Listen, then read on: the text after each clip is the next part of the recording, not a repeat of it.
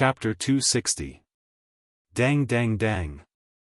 At midnight in the Long Taro Castle, it was announced that January 1st, 152 of the Sapphire calendar had officially passed. Lying in bed, List called out the smoke mission with anticipation. After the new year, the mission was completed. Mission completed. Reward, Spirit of the Sea, Singing Demon. List's sleepiness completely disappeared, leaving only the excitement that had not yet erupted. Spirit of the Sea? Singing Demon? Isn't this a legendary creature? Singing Demon, a legendary creature in the sea, is second only to mermaids in night novels. According to the description of most night novels, singing demons are good creatures, with the upper body of a woman and the lower body of a sea snake.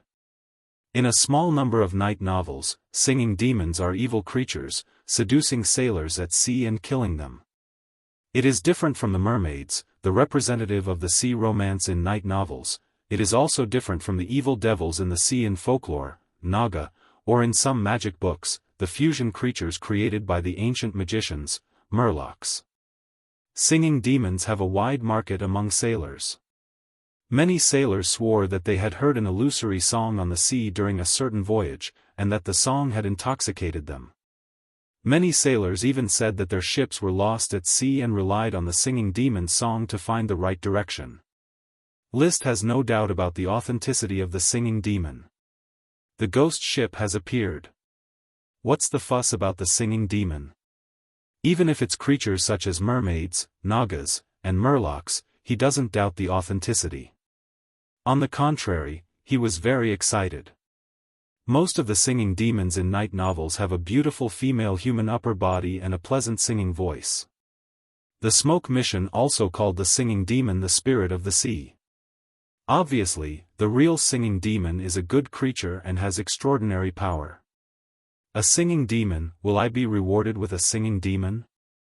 I don't know what the singing demon looks like. How beautiful, will it have the same reproductive organs as a human? He touched his chin, his expression a little wretched. Because he thought for a while, he couldn't figure out what kind of strange shape it would be. I'm afraid it doesn't have a normal human structure.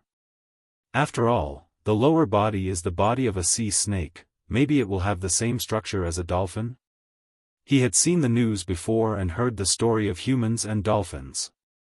It is said that dolphins are one of the few animals that, like humans, do it for love. Stop. List stops his wretched imagination. He is more willing to believe that singing demons have no gender. The smoke mission described it as an elf of the sea. The elf was a creature without gender. He sorted out his chaotic thoughts. List summoned the smoke mission again. He hadn't seen what the new mission was yet. Mission: at the beginning of the new year, the flower town is still covered in ice and snow, but a new life is already being born. The female flying dust dog is about to give birth. For the sake of powerful fighting strength in the future, please feed the flying dust dog pups the Flower Town specialty milk until they open their eyes. Reward: mutated flying dust dog. Mutated flying dust dog? List's mind returned to normal. Feed it with the milk of a dragon cow until it opens its eyes? Does this mean that as long as I feed them with the milk of dragon cows, I can make the offspring of Dosen and Stupid Woman complete the mutation? He might even become an intermediate World of Warcraft player like Dosen? He has high hopes for the offspring of Stupid Woman. Now it seems that there is a high probability that these flying dust dog pups will become intermediate World of Warcraft players.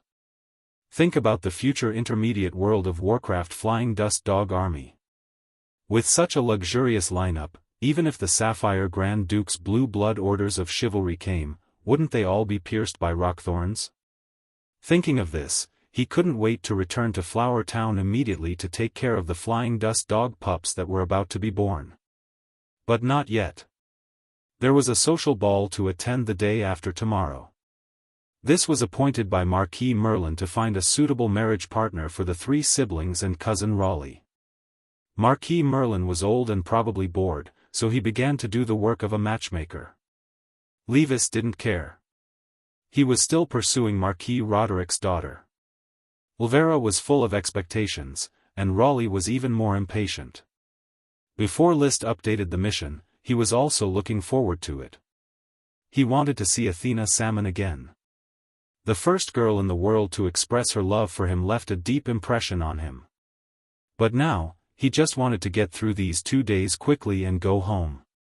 I miss my singing demon. Paris, how many egg rolls did you bring? Why haven't you finished them after eating for so many days? After practicing qi in the garden downstairs, Liszt met Paris, who was bored and wandering around.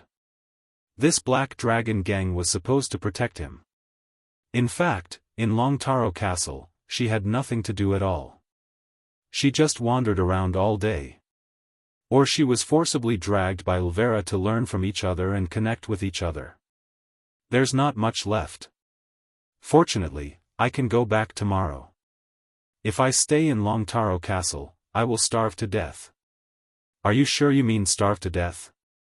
Liszt's eyes swept over her body and felt that she was more plump than before. A tactful suggestion. Eat less snacks as much as possible. It will make you fat and affect your strength. Being looked at by Liszt like this. Paris suddenly felt a little hot on her face. Her eyes were a little evasive, and her tone became a lot softer. Lord Baron, do you like thinner girls? Huh? Liszt said in his heart, troublesome. So he sternly said, no, I only like myself. After that, he pulled the laugh-pleated collar on his neck, took 2 long legs, and turned around to enter Longtaro Castle. Only Paris was left with her mouth open, not knowing what to say. The ball began at 5:00 in the afternoon.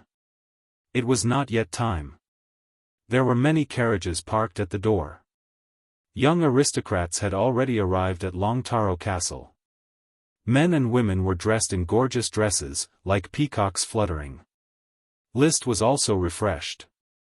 The fully formed frac habillure perfectly accentuated his temperament. The fabric of the clothes was red, embroidered with the pale golden Longtaro logo of Longtaro Castle. This was a tradition of the aristocracy. They would usually embroider their family's logo on their clothes as decoration. The clothes were from Longtaro Castle, so naturally they were embroidered with the Longtaro logo. On the whole, it looked very noble. The gorgeous dress matched with a tall stature, coupled with a mature and steady temperament, and a handsome face. Wherever he stood, he was the invisible focus. Just like now. He stood by the window in the corridor. From far away, a servant came over with a drink. Young Master Liszt, would you like some? Thank you. Liszt picked up a glass of champagne. Champagne was a kind of wine. People loved to drink champagne during festivals. However, real champagne was hard to buy. According to the laws of the Grand Duchy of Sapphire, only champagne brewed on Blue Dragon Island was real champagne. Others could only be called wine. The production of champagne on Blue Dragon Island was very low, and it was only supplied to aristocrats above the count rank. Whether it was delicious or not, Liszt did not know. He did not like to drink. Chapter 261. When the carriage stopped, a servant helped down an aristocratic young lady in a gorgeous dress. She wore a flying bird hat that many young ladies liked to wear, with a colorful bird feather standing tall, very eye-catching. Once the standard hat of Madame Sky Knight, it had now become the favorite of ordinary aristocrats. However, Liszt did not know this aristocratic young lady. Liszt, why are you hiding here? I have been looking for you for a long time. Cousin Meople's voice came from behind him. What are you looking at by the window? He went straight to Liszt's side and looked outside, just enough to have a panoramic view of the carriage in front of the Longtaro Castle's entrance. Oh, you shouldn't be inquiring in advance about which beautiful young lady is worthy of making a move, right? Well, from this point of view, indeed, the height is very clear. The height he was talking about was the height of a ridge and a peak. No, I just feel that the hall is too stuffy. I see. What do you see? Miopal touched the red wine glass in his hand with List's champagne glass. You are looking forward to the beautiful salmon family Athena. No. List replied insincerely, and then suddenly asked, will she also come this time? Didn't you say that you are not looking forward to it? List, you rejected Athena at the beginning, so why are you concerned about her now? List did not mince his words, and directly said, perhaps it is very memorable. On the Coral Island, I rarely participate in this kind of ball, and no female aristocrat of the same age has ever invited me to her home as a guest. At the ball on the Red Crab Island, Athena was the first to see that I am so outstanding. No wonder. As if a certain nerve had been touched. Miopal didn't know what to think, but he did not continue to tease List. Instead, he sighed with melancholy. A man should find a woman who understands him. If he doesn't understand himself, then I don't dare to imagine how chaotic his life will be in the future. List probingly asked, are you talking about Princess Angela? Yes, Angela Sapphire, the brightest pearl on the crown of the Grand Duchess. If nothing goes wrong, she will be the future mistress of Red Crab Island. Grand Duke Andrew had 2 sons and 2 daughters. Angela was the youngest daughter. Are you sure about your relationship with her? It's not me and her. It's grandfather and the Grand Duke who confirmed our relationship. He downed the red wine in the glass in one gulp and threw the glass back to the plate the servant was holding. He shouted, leave. The servant hurriedly bowed and left. Miopal propped his hands on the windowsill. Do you know why I once bitterly pursued her without getting any response, but now I can clarify our relationship? List looked at him and waited for him to continue. Grimand, in truth, I naively thought that he really came with the Grand Duke's blessing, but it turned out.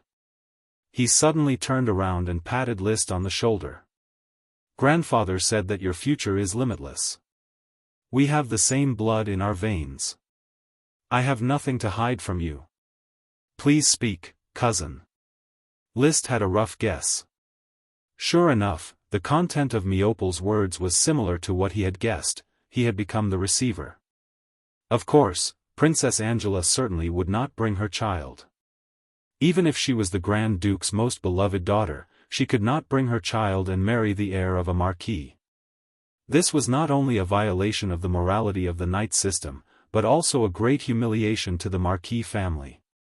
Therefore, Princess Angela, who had been pregnant for several months, was forced to abort her child. Her reputation was very bad. I already knew that as long as she did not cause too much of a scandal, let bygones be bygones. But what was unforgivable was that the aborted child, his father, turned out to be a juggler. Since her reputation was bad, it would not be strange for the child's father to be someone else. But as an aristocrat, the natural ruling class, List could understand Miopal's feelings. Aristocrats could mess around with other aristocrats, but they absolutely could not mess around with commoners, especially a noble aristocrat like the daughter of a duke. Jugglers had the same status as serfs, so it was no wonder that Miopal was furious. Swirling the champagne, List carefully sized up Miopal and suddenly thought of something. Perhaps Miopal wasn't angry because the princess and the juggler were messing around, but rather because the news had leaked out, causing him to be so angry. To be able to clearly inform the Taro family that the princess and the juggler had killed someone showed that this matter was no longer a secret on the Blue Dragon Island. Perhaps in Miopal's eyes, at this moment, the Long Taro castle has turned green, lush green. Suppressing the urge to gloat over his misfortune. He thought about it. He decided to comfort Miopal. Life is not always smooth sailing. Although Princess Angela does not meet the moral standards of an aristocratic mistress, she is at least the mistress that Long Taro Castle needs the most. Compared to the harmony of married life, those things before marriage are nothing. Speaking up to this point, List suddenly thought of his previous views on love. In his youth, he looked forward to leaving his first time to a girl. In his youth, he thought that it didn't matter if his first time was there or not. In his youth, he felt that the past was not important, and in his prime, he thought that the important thing was to love each other. When he was approaching his 30s and still could not find a partner, he always thought of quickly finding someone to make do with. The struggle between people and life was always that if you took a step back, life would take a step forward. Perhaps he was just grumbling. Miopal quickly extricated himself from the anger of the receiver. In any case, he was already prepared to be the receiver. Come, let's go to the hall and chat. Today, all the young aristocrats of Red Crab Island have come. Maybe you can find someone to your liking. Then, he remembered, I was too busy talking about my own matters and forgot to tell you that you don't need to look forward to Athena. She will not be attending this ball. At the ball of the Cut from the Sea festival, she fell in love with a baron. She will probably become the baron's wife next year. Is that so? Liszt responded indifferently, as if he did not care. In fact, his heart suddenly tightened, and there was an unspeakable discomfort. The gloating that he had been trying to suppress and ridicule Miopal burst like a balloon. Miopal being forced to take over was certainly ridiculous, but how could his narcissism not be ridiculous? I took it for granted. Between aristocrats, how could there be love at first sight? Not to mention that it was just a hurried meeting at the ball. Maybe after the ball, she would forget about me. Suddenly, his interest waned. The original ball, along with the anticipation of Athena, could slightly arouse his passion. But now, he thought of the so-called ball, which was nothing more than a union of interests between aristocrats. Each would show their capital, and then each would choose a high-quality partner to continue the family's reproduction. Chapter 262. Sure enough, there was no Athena Salmon at the ball. Levis and Elvira blended into the crowd, enthusiastically chatting with the men and women of the aristocratic society. Miopal still had a smile on his face, trying his best to maintain the dignity of the master of Longtaro Castle. He was very good at this kind of work. Liszt was still the same, neither taking the initiative nor refusing. When someone came to be polite with him, he would accompany them in chatting. Although he had never thought of coming to Red Crab Island to work hard, if he could broaden his contacts, why should he refuse? The pianist played a beautiful melody. One by one, men and women danced gracefully on the dance floor. Laughter constantly rang out from every corner, obviously coming from people having a pleasant conversation. Miopal turned around, taking care of all the aristocratic men and women. Then, holding a glass of wine, he sat down next to Liszt's seat. More tiring than fighting a charge. He took a deep breath. Fortunately, I am just Baron and do not have to say a word to each of the hundreds of men and women. They are all followers of the Longtaro Castle. They came from afar hoping to say a word to me. How could I bear to let them down? It was unclear whether his words were self-deprecating or complacent. He suddenly asked, "Are you not going to dance? Those who invite me are not my interest." Then take the initiative to invite them. This is the initiative that a gentleman aristocrat should have. I have not decided who to invite for the time being. Your way of thinking is really strange. If it were me, as long as they are beautiful, I would invite them all, not just one dance. If I met a suitable one, I would find a corner to have a heart-to-heart talk, and it would not be a wasted trip. If I could get along, maybe I could even take her home and be the hostess. Liszt was still reserved. Too fast is not good. Miopal shook his head. He could not understand his cousin. Since you do not want to dance, can you play the piano? Probably, a little. Liszt himself did not know how to play any musical instrument, but his predecessor, as an aristocratic member, had learned the piano. He could barely remember a few songs. Nobles loved music, and the piano was the most popular instrument, especially at a ball. Without the accompaniment of a piano, how could a charming atmosphere be created? Many down-and-out nobles relied on playing the piano to maintain their upper-class lifestyle, and some even became the guests of noble ladies. Get ready, we'll each play a song later. Miopal beckoned a manservant, go inform the pianist to quickly come down after this song. I and List will go up and play the piano. Yes, young master. Have you decided what song to play? I'm going to play You O'Reilly by the Waterside. This is my favorite piano piece. It has a beautiful melody and a touching story. Do you like it? I don't want to play the piano, and I've never heard of this song. Oh my God, you haven't heard of it? This is the work of the great pianist, Czerny Windmill. He composed this piece based on his own experiences. You O'Reilly, the legendary Gorgon. When Master Czerny was traveling in the Blast Furnace Kingdom, he met You O'Reilly's eyes. At that moment, he turned into stone. Turned into stone? Then, is he dead? You really don't have any artistic atmosphere. This is a figure of speech. Czerny didn't really turn into stone, but he saw You O'Reilly's beauty. It was her beauty that turned him into stone, and not her eyes that really turned him into stone. What he saw might not have been You O'Reilly. It's just a figure of speech.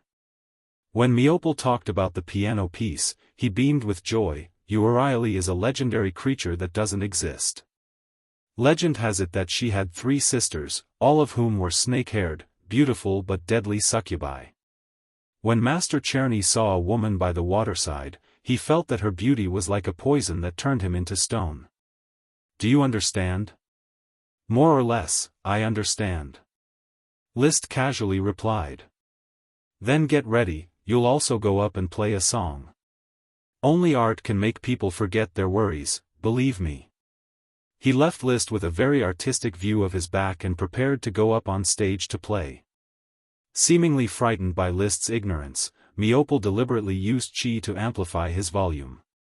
As he played, he deliberately used his impetus to amplify his volume. He first told them the background story of You O'Reilly by the waterside before he began to play. It had to be said that his piano playing skills were superb. The melody was at times soothing and at times impassioned. It really made people intoxicated with the scene of, I saw You O'Reilly, I turned into stone, her beauty took my breath away. The song ended. The aristocrats, who were immersed in the music, applauded one after another. Meopel gracefully got up and slightly bowed to express his thanks. Next, my cousin, Liszt Tulip, will play a piano piece for everyone. Liszt really wanted to take a hammer and smash Meopel's head to pieces. He didn't want to play any piano pieces. Indeed, almost all aristocrats would learn to play instruments like the piano in order to increase their noble temperament. The previous Liszt had played the piano a lot, but the current Liszt was a musical idiot, and what he liked the most were pop songs. He had never touched any musical instrument since his transmigration. The piano fingering from his predecessor's memory was already rusty. Letting him go up and play was a disgraceful scene. He didn't know whether this was Meopel's revenge or not. It was very likely that he had already exposed his schadenfreude during the chat in front of the window. After all, at that time, he really wanted to laugh. But at this moment, he didn't feel embarrassed or anything. His current state of mind was detached from worldly affairs. He didn't intend to gain any love at this ball. Therefore, if he went up and lost face, then so be it. After adjusting his state of mind, Liszt walked up the stage with a smile on his face. Sitting in front of the piano, he used his hand to run across the keys, producing very orderly high and low notes. He lowered his head and glanced at the keys. Comparing them with the memories of his predecessor, he found the corresponding keys for the phonetic symbols duo, li, mi, fa, sua, la, shi, and so on. Then, the melody of a song appeared in his mind, and he quickly figured out how to play it. Like Meopel, he was also preparing a prelude monologue. Circulating qi, he increased the volume of his voice. This is a very ancient legend.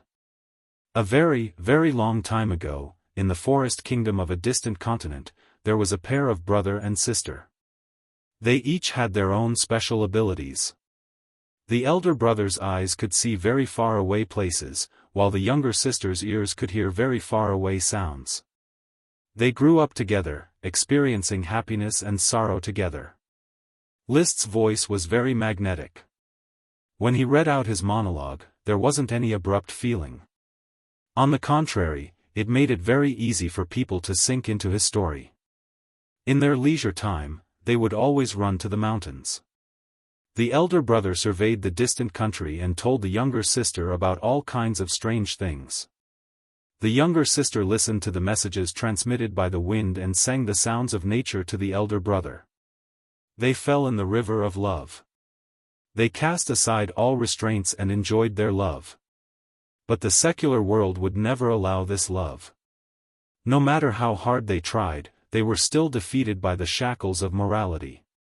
In order to prove their undying love, the elder brother blinded his eyes and the younger sister plugged her ears. They couldn't obtain the blessings of the masses, so what was the use of this ability?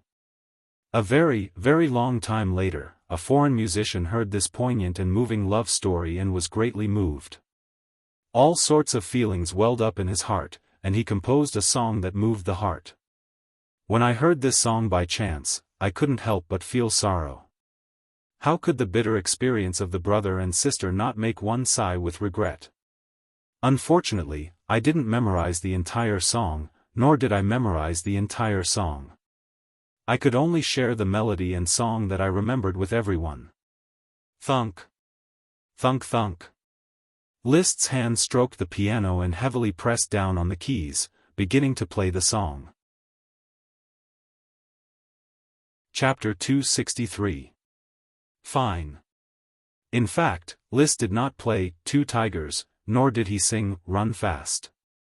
In fact, what he played was the piano piece he was most familiar with. Beethoven's Die Liebe piano piece.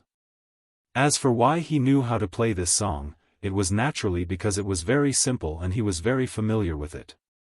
When he was a child, he had a music box.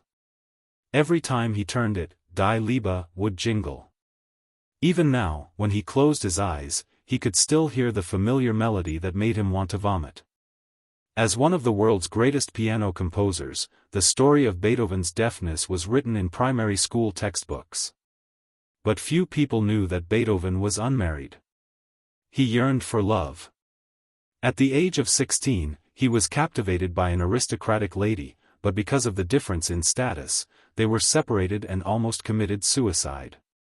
At the age of 20, he fell in love with a widow, but because of the disparity in status, he missed the opportunity. His deafness from childhood tormented him, but he still yearned for love. At the age of 40, he fell in love with his female student, a young girl named Teresa Malfatti. Impulsively, he wrote a ditty called Bagatelle in a minor and gave it to Teresa. Later, when someone wrote a biography of Beethoven, this ditty was found among Teresa's belongings.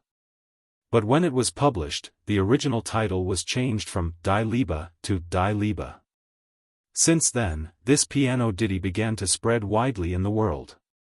Because of its simple monosyllabic melody, Die Liebe almost monopolized half of the music box market. The remaining half was divided by Castle in the Sky and Canon. When he played it for the first time, Liszt's fingers were still very jerky. There were many mistakes and it was not perfect. But when he started to play it for the second time, he had already mastered every note and restored most of Die Liebe. He played it 3 times in a row. He just finished his first piano performance in his career.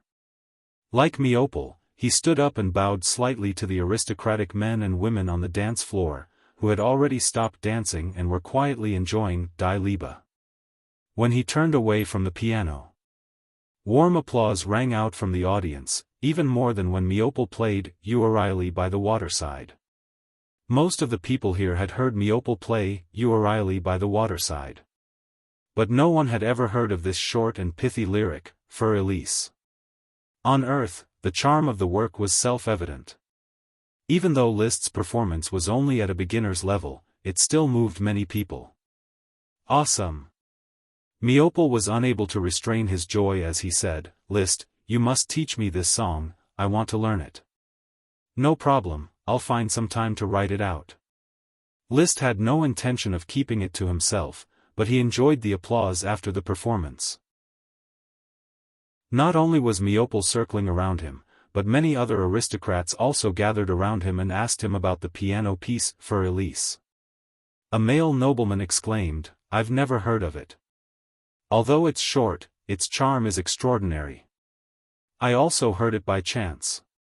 An ordinary aristocratic young lady blinked her big eyes. "Sir Liszt, can you teach me how to play this song?"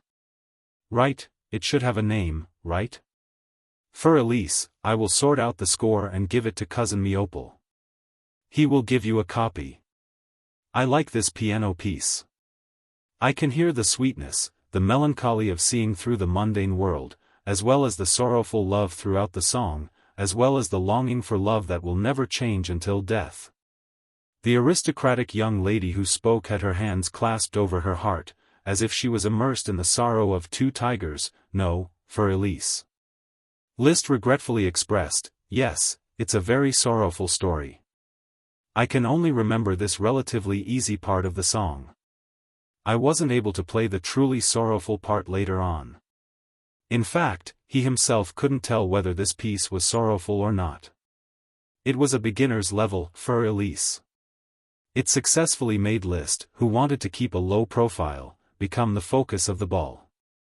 Even though the pianist once again went on stage to perform at a high level, there were still a large number of aristocrats surrounding Liszt and discussing the piano. "Hey, handsome pianist, can I have a dance with you?" A tall aristocratic young lady suddenly squeezed through several other young ladies surrounding Liszt and extended her hand to Liszt. Her appearance easily made Liszt think of Elizabeth Olsen, the Red Witch from The Avengers 2. However, her hair was blonde and her pupils were dark blue. If 10 points were the full score, she would probably get a rating of 8. 5 points from Liszt, which was much higher than Athena Salmon, who got 8 points. How could I refuse Miss Dunico's invitation? Liszt grabbed her hand and followed her to the dance floor. With his arms around her waist, he slowly danced to the piano music, like a waltz in 3 slow steps. Liszt could feel that she was very close to him, as if they could connect hearts and warm each other. "I like this for Elise." "I like it too. But when you play, there are some parts that aren't smooth." "Yes, I don't play the piano often, and I've forgotten some of the fingering. I play the piano every day. I like music, especially this for Elise. It's a very simple monosyllabic melody, but it has a different kind of beauty. I hear the whispers of love between lovers, and I'm intoxicated by the low voice and the love." As she spoke, she put her mouth close to Liszt's ear and gently blew a gust of hot air. This action made him unconsciously respect her, but he resisted the urge to express it. "Miss Dunico really understands music. Unfortunately, I can't restore the original version of For Elise so that you can feel the sad love story told in the song. No, perhaps the incomplete is the most beautiful. It's very short, very relaxed, but it's the best piano skit. There's no need to add any more melody." Such an evaluation. Liszt could not help but look up to Miss Dunico. For Elise was an independent piano skit.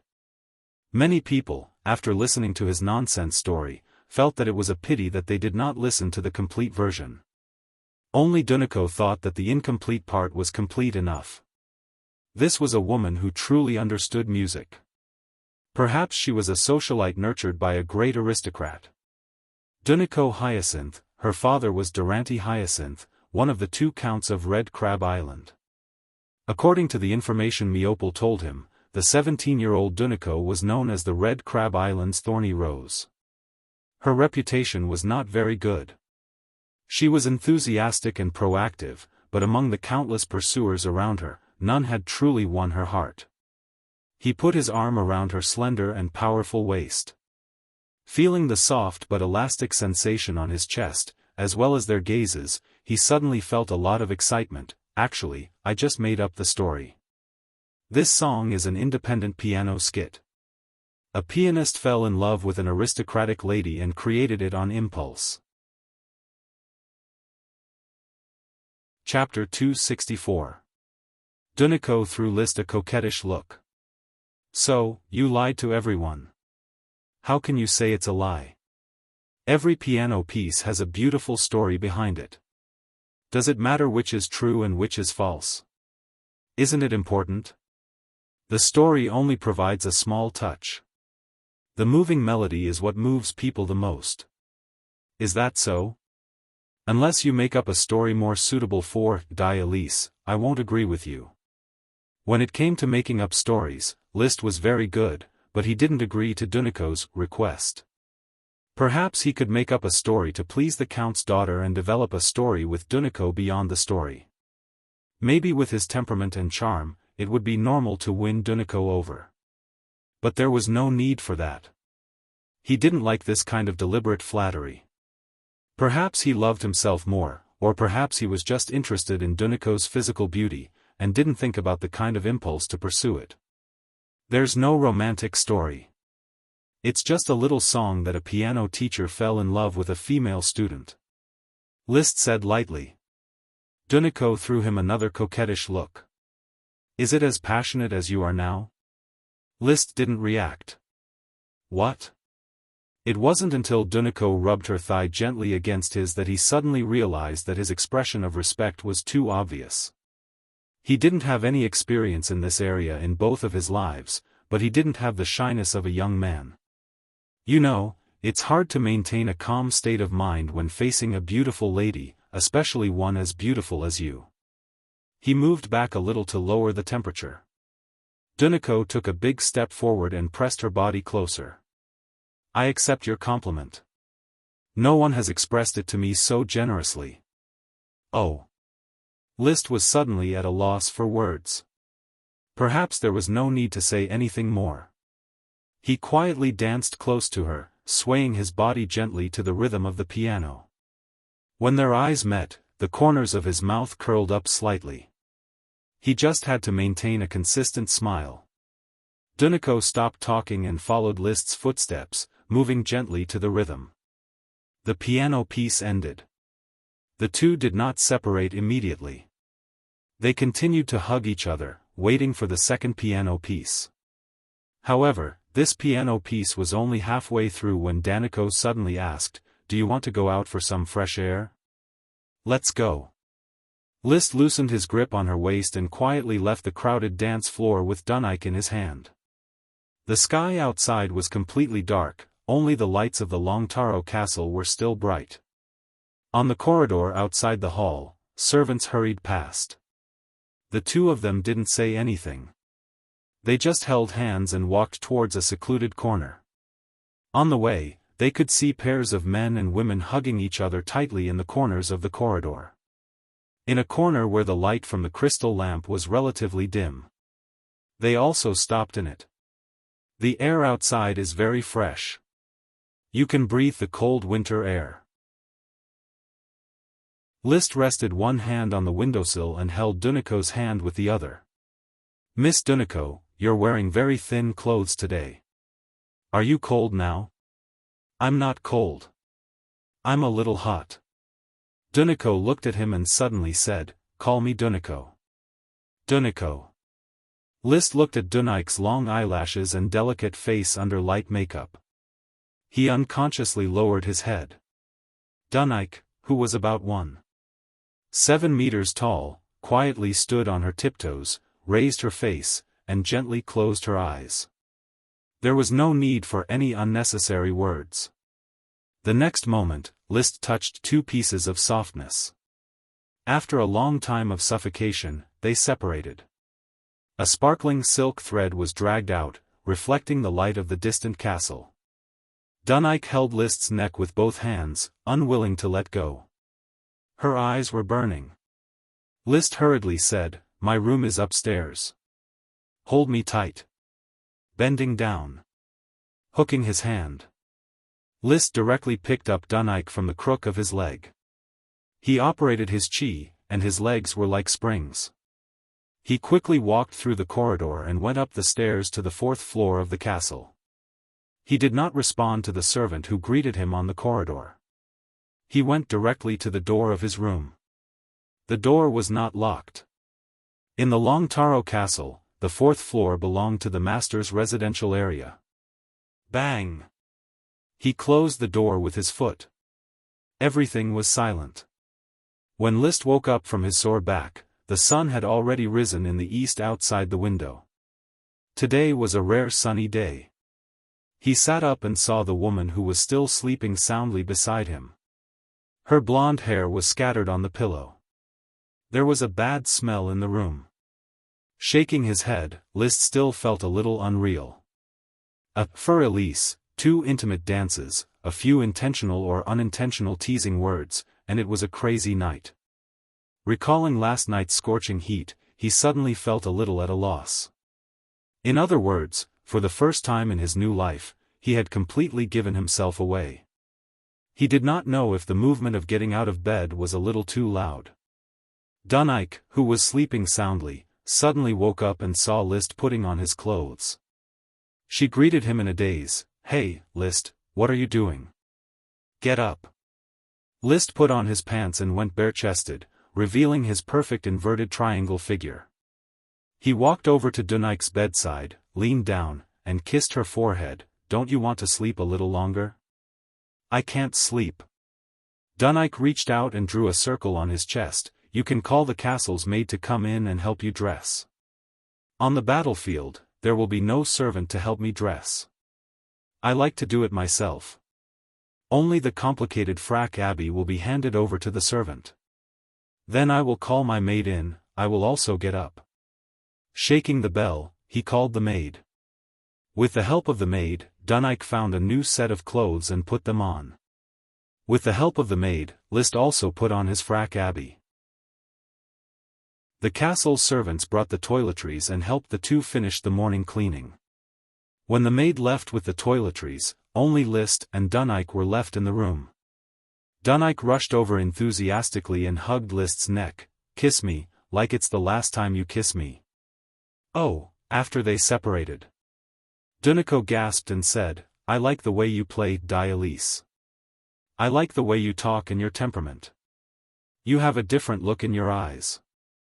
I see ambition in your eyes that others can't reach, and loneliness that doesn't fit in with the whole world. What a keen sense of touch."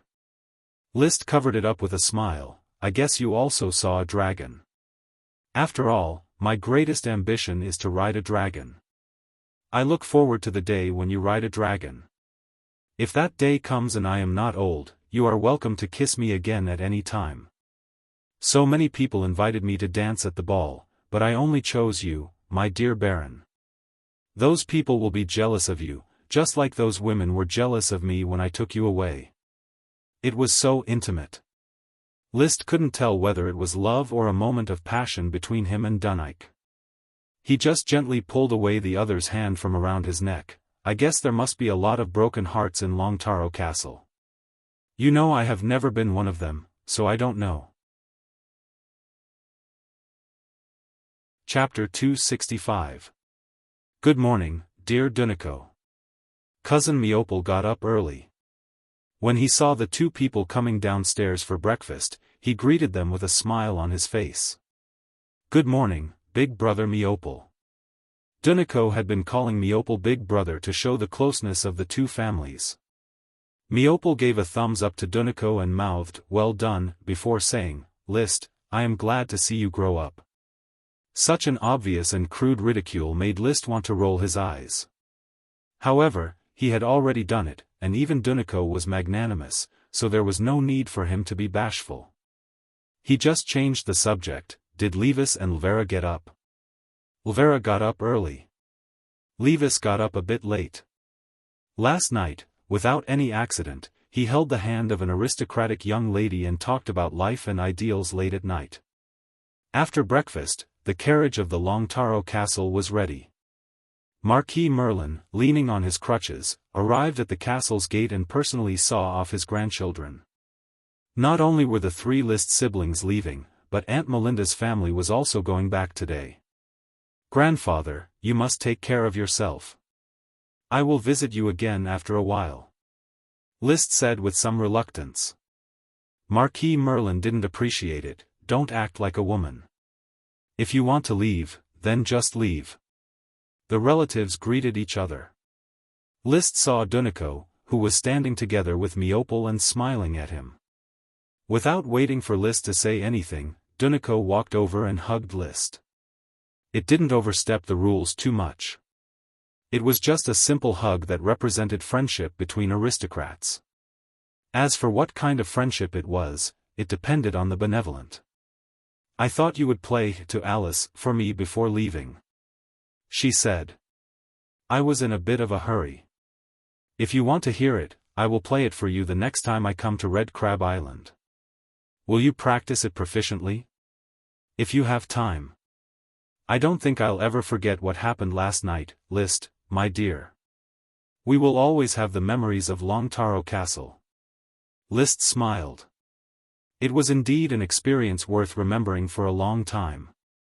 At this time, if Duniko asked him to stay with a gentle and affectionate gesture, he might stay regardless of everything.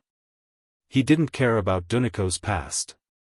He only wanted to be with her in the future. He had learned the unrestrained ways of the nobles, but in his bones, he had the traditions of the Chinese.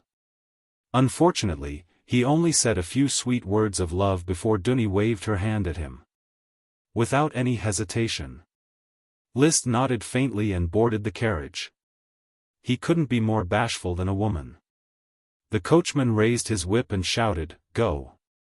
The caravan slowly set off. Elvira retracted her head back into the carriage.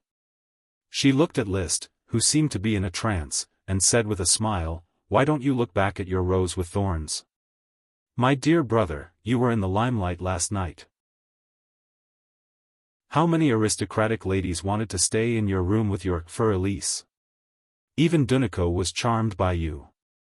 This is just a basic operation." List thought for a moment. He leaned out and looked at the Long Taro Castle that was gradually getting farther away.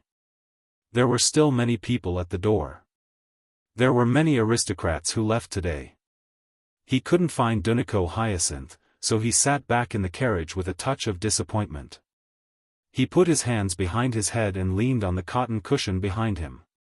He didn't know what to say, but he couldn't help but say, "There are so many castles in the world, and there are so many baron in the castle, but she came to my side." He lost the beautiful fantasy of Athena Salmon, and gained the beautiful experience brought by Duniko Hyacinth. List felt that he had a good impression of Red Crab Island. Of course, the bigger change was his mentality. It was like he was reborn. After a night of crazy baptism, he had truly become an adult, inside and out, from soul to body. Sapphire Calendar, January 6, 152, Sea Crab City Harbor. They boarded a ship from the harbor. This time, the Taro family used a fast sailboat and 4 ordinary brig escorts to escort the 3 siblings back to Coral Island. The ghost ship incident made Long Taro Castle not dare to be negligent. Count Sark had led the fleet of Red Crab Island to patrol the vast sea between Red Crab Island and Coral Island, eliminating pirates and searching for ghost ships. Standing on the deck, the cold sea breeze released List from his beautiful memories. His attention was temporarily focused on another aspect. Where will the siren be waiting for me? It must be on the sea. After all, it was a siren. Maybe he would hear the siren's song during the voyage and then find the siren. However, he was still puzzled about how to get the siren. Legend has it that the good siren will use song to save people, but the body will never show up and will hide from humans. The evil siren will use song to confuse people and then kill them. In short, except for night novels, there has been no example of humans seeing a singing demon. However, even when sleeping on the ship, he would wake up from time to time. When the fleet entered the sea near Coral Island, he still did not hear any singing at sea, nor did anything strange happen. Until he landed at the pier of Coral City. There was no trace of the singing demon. It seems that the singing demon will be in the waters near Flower Town, no, maybe in the waters around Black Horse Island, waiting for me to harvest it. I just don't know how to harvest it. Will it be like the elf and need to sign a contract? He rested for a night in Tulip Castle. With a batch of specialties obtained from the Longtaro Castle and a batch of specialties obtained from the Tulip Castle, Liszt could not wait to leave early the next morning and return to the flower town that he had not seen for more than a week. White snow. The road was muddy. In terms of dimension, Coral Island should have a much higher latitude than Red Crab Island, so the temperature is colder. But so far, Liszt has not figured out whether this world is spherical or whether there is a North and South Pole. As for the longitude and latitude of Coral Island, it is even more unknown. And there is one thing that is very puzzling. He observed the position of the sun and found that the height of the sun is basically the same in summer and winter. This shows that the angle of the location of Coral Island from the sun has not changed. In other words, there is no inclination between the orbit of the planet and the orbit of the sun. Unfortunately, there is no astronomer to solve my doubts. What kind of environment is this continent under my feet? He remembered the ancient legend that the Moon Empire had a profession called astrologer. It is said that the year, month, and day here were passed down from the Moon Empire's astrologer. Unfortunately, with the destruction of the Moon Empire, many of the technologies, discoveries, and inventions of that era have been lost. It became the fantasy of a few words in a night novel. "Master, we have arrived at the Thorns Ridge." Thomas's voice interrupted Liszt's reverie. Sure enough, serfs working in the Thorns Ridge could be vaguely seen ahead. In this snowy winter, only the serfs of Flower Town had eaten their fill and had the strength to go out to work. Suddenly, a feeling of returning home emerged in his heart. Gold or silver nests are not as good as my kennel. In Flower Town, he is the supreme lord. Chapter 266. She's ready to give birth, my lord. Old Defoe carefully hid from the cage and pointed to the part under Stupid Woman's tail. Liszt, of course, knew that Stupid Woman was about to give birth. His quest and quest reward were about to be born. Looking at the simple and crude shack in the dog prison, then looking at the fluttering snowflakes outside, as well as the cold weather, he couldn't help but say to the manservant, "Thomas, bring 2 blankets over." "Yes, my lord." Stupid Woman lay on the wooden board and watched the servants around her clean up. She was no longer as smart as she used to be and became lazy and dull. This is probably the case for any beast that has been locked up for a long time. Dosen circled around it and licked its fur from time to time. It wasn't known whether it was the effect of the low winter temperature or the complete transformation of its bloodline. Dosen no longer needed to vent and returned to a calm state. After many days of abstinence, he didn't even want to go to the dog farm. Will it give birth to Dosen's offspring? Paris, who was much more plump, stood outside the cage and asked curiously. Of course, there is no third flying dust dog here. In such a big flower town, it was impossible to find a flying dust dog that would give Dosen a green hat. Paris rolled her eyes. No, Lord Baron, I mean, can it give birth to the same intermediate world of Warcraft as Dosen? Maybe, maybe not, but I hope that the offspring of Dosen and Stupid Woman can become intermediate world of Warcraft, so that I have a large group of intermediate Warcraft and can form a flying dust dog orders of chivalry. Liszt's heart was burning. They will become the cornerstone of my career and bring me countless glory. Sigh. Paris sighed.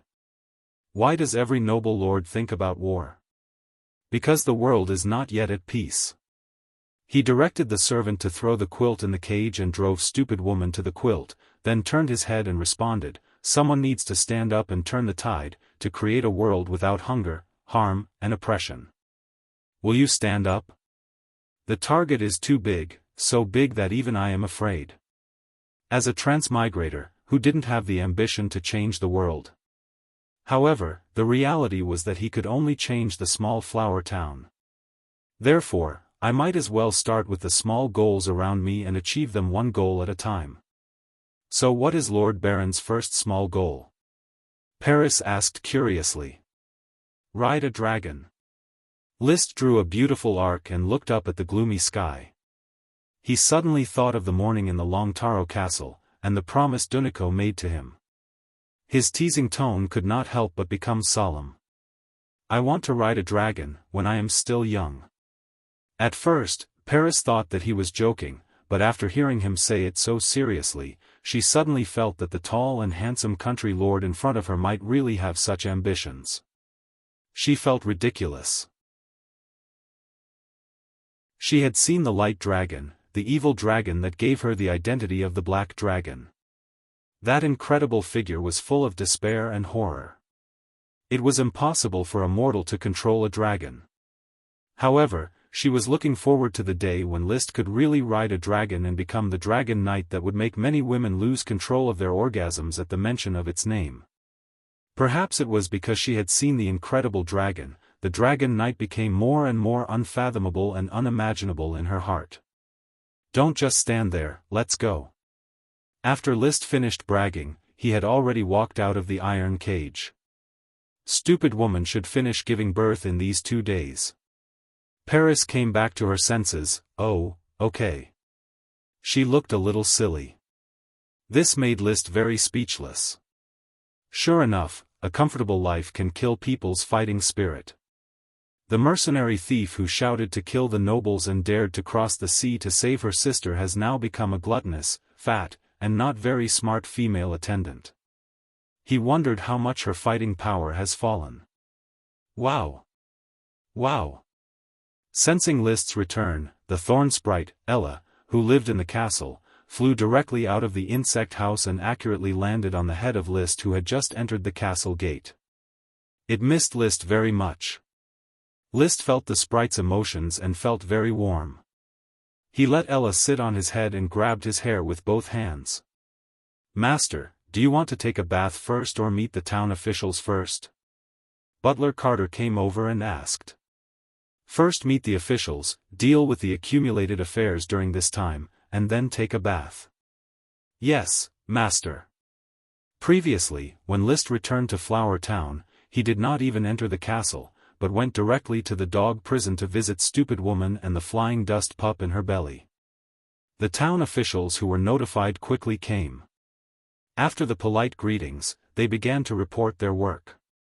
It turned out that even without Liszt's personal supervision, the development of Flower Town was still running. Wastelands were being reclaimed every day, not only in Thorn's Ridge, but also in the wastelands of the settlements. The bone tools of the bonesmith shop were produced every day and distributed to the serfs, making the serfs eager for this year's farming and eager to take over a few acres of wastelands. Stones were mined every day. Complete large stones, after simple polishing, were stacked in one place. These stones would be used in the construction of major projects in the future, such as Liszt's new castle on Black Horse Island. Small stones were broken into stones and used for paving roads. The Knight Square had been built, and the children had a warm training place. The 2 bathhouses had become the Flower Town's signature. Even the aristocrats of the North Valley City had come a few times just to take a bath in the hot spring-like baths. The icehouse had begun to store ice cubes, and was currently filled to the brim. In short, today's Flower Town was peaceful. This made Liszt very pleased. The territory was on the right track, and his team of officials was gradually taking shape. However, there was also a sense of loss. It turned out that things could not run without him. From the beginning of the celebration banquet to the celebration of the New Year on Red Crab Island, Flower Town had not been in chaos for about half a month without his hosting. Should I sigh that I don't have to do it myself, or should I sigh that I only need to be strategic? In any case, this was a good thing. The Lord enjoyed and his men ran errands. This was the mainstream rhythm of daily life. Of course, there were still many things he needed to care about. The most important thing was that the smoke missions could not be stopped. This was the biggest help to his dragon riding. Consultant Gort, have the ingredients for the ice and snow flame mushrooms been successfully developed? It is close to success. Several serfs have successfully planted ice and snow flame mushrooms in their own greenhouses, but the output is unstable and the growth effect is still poor. Let them continue to work hard. Yes, my lord. The planting of ordinary flame mushrooms cannot be delayed. By the way, has Mr. Elk-sun been here? He came once and heard that you went to Longtaro Castle to celebrate the new year. He just took a bath in the public bathroom and went back. Contact him and ask him to come as soon as possible. List said. The flame mushroom magic potion in his hand was about to run out, and he needed Elk-sun to make a new batch. There were also fast-growing magic thorns that had been harvested and sealed in the castle warehouse, which could also be made into magic potions for use. Since the construction of the town did not require him to do it himself, he would use his free time to practice. Chapter 267. By the Sea. List rode Black Dragon from the pier named Flower Harbor along the seaside to the southernmost beach, but he didn't hear the singing of any sirens. He had already rewarded the siren, but he couldn't find the siren, which made him a little annoyed. He was going to wait for the flowers to return from Black Horse Island. He was going to patrol around Black Horse Island and try to find the singing demon as soon as possible. But before he could see the flowers, the good news to celebrate had arrived. Stupid Woman had begun to give birth. He immediately rushed to the dog prison and brought Trembling Woods along with him. When he arrived at the dog prison, Stupid Woman had already given birth to a puppy.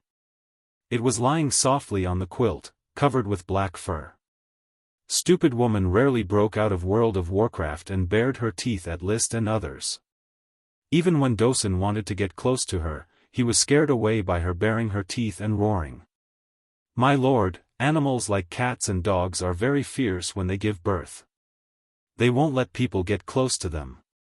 You have to be careful that they bite. Old Defoe explained. List understood this. This was the mother's instinct to protect her cubs. So he just stood outside Stupid Woman's warning range and watched her give birth. The black puppies that didn't open their eyes were his great wealth in the future. Without human help, Stupid Woman knew how to deal with it. Every time she gave birth to a puppy, she ate the placenta and licked the puppy's fur clean. Intermittently, Stupid Woman gave birth to 8 black puppies before she finished giving birth. Seeing that the 8 puppies began to compete for Stupid Woman's milk, List felt that he had to find a way to take the 8 puppies away and feed them with the milk of the dragon cow. Obviously, Stupid Woman's milk was not nutritious enough. It was impossible to cultivate intermediate World of Warcraft with this kind of milk. Dosen, stay outside and don't move. He stopped Trembling Woods from rushing in, then took out the dried meat and fresh milk that he had prepared. First, he approached the cage tentatively. Stupid Woman still had a bad temper after giving birth. When she saw List approaching, she grinned and growled. However, after List casually threw a piece of delicious jerky over to him, List's eyes widened. It immediately picked up the jerky and wolfed it down. Seizing this opportunity, List took a few steps forward. When Stupid Woman growled again, he threw the jerky again. After several repetitions, he had successfully entered the iron cage and stood beside Stupid Woman. If one were to ask if he was nervous, he would definitely be. Although Stupid Woman has forgotten the Rockthorn's magic, it is still a World of Warcraft. If it explodes and hurts people, List might get hurt. He thought he had the ability to protect himself, but if he was bitten, it would be no laughing matter. He had never heard of rabies, but what if it existed? Without rabies vaccine, he didn't know if fighting energy could kill the rabies virus. Therefore, caution was necessary. With the jerky to smooth Stupid Woman's teeth, List took out the milk, put it in a jar, and handed it to Stupid Woman. Stupid Woman smelled the milk, a little puzzled, but still stuck out her tongue to taste the milk. Then, she stuck out her tongue and licked it. Even when List reached out to touch a puppy, she didn't care. So, List put the squealing puppy next to another jar of milk and pressed its little head to let it drink the milk. But the puppy just didn't lick. Fortunately, he was already prepared. He had already asked someone to roll the leaves of the fragrant coconut tree into a tube that could be passed through. The tube was gently placed in the puppy's mouth and let it suck the tube. Out of instinct, the puppy took a sip and then began to crazily suck the milk. Not bad, one down. List was full of a sense of accomplishment. He could predict that when the puppy liked the milk of the dragon cow, it would never try stupid woman's milk again. Maybe stupid woman would have milk, but the current stupid woman's milk was obviously not rich enough. As long as the puppy didn't drink it and didn't stimulate the secretion of the mammary glands, there probably wouldn't be any milk. That's it. He calmed stupid woman's mood with jerky and milk while teaching the puppy to suck the milk through the tube one by one. Probably because she had been tamed for too long, stupid woman's mood calmed down and she didn't care much about her puppy. Even if List picked up the puppy and pretended to take it out of the cage, it just looked up and didn't respond. My lord. Stupid woman may not have learned how to be a mother dog. Her mother instinct doesn't seem to be very strong. Old Defoe has raised dogs for many years and has seen many dogs disdain their puppies. Although stupid woman was not disdainful, she was not so crazy about protecting them. Then take all the puppies directly. After the decision, List carefully removed the puppies one by one and handed them to the servant to carefully put into the dog cradle wrapped in quilts. Stupid woman watched the whole process without saying anything. The 8 puppies were taken away smoothly. List breathed a sigh of relief and suddenly felt that it was too cruel to do so. He asked the servant to bring in a new quilt and replace the one that had been stained with blood. He also left a lot of food for her to eat and drink, and put Dosen in for the two to be intimate. However, stupid woman, who had given birth to puppies, had no interest in Dosen for the time being. So List had to take Dosen away. Well, Dosen, don't be cheap anymore. Stupid woman is not in the mood to mate with you now. I'll bring you another day. The 8 puppies smoothly moved into the second floor of the castle and were taken care of by List himself. According to the experience of taking care of Dosen, it will take at least half a month for these puppies to open their eyes. The growth of World of Warcraft puppies is somewhat different from the growth of ordinary puppies. Wow, look at how cute they are, my lord. When they grow up, they will become strong intermediate World of Warcraft like Dosen. They will protect Flower Town and fight for glory for my lord. Gort flattered Zhang Xian. Stupid woman's smooth delivery made the territory cheer. Dosen's excellence was in front of them. In the future, there will be 9 excellent Dosen, so the future of Flower Town cannot be avoided. The knight's glorious blessing. My lord is a true son of glory. I can't wait to see the day when the flying dust dogs grow up. If they are trained well, they will become the best force on the battlefield. Everyone who hears the name Flying Dust Dogs will be afraid of your lordship. The last sentence was said by Ram in excitement. It was a very common flattery. However, it touched a chord in List's heart. Ram is right. If one day the Flying Dust Dogs show their strength on the battlefield, I will be famous for them. But, what will others call me? Dog Sword Saint? Or Violent Earth Lord? Or the man riding the dog? The name was so bad that it was a serious blow to his personality. So he seriously told his subordinates who were flattering him, from the day Dosen became an intermediate World of Warcraft, he was no longer an ordinary flying dust dog.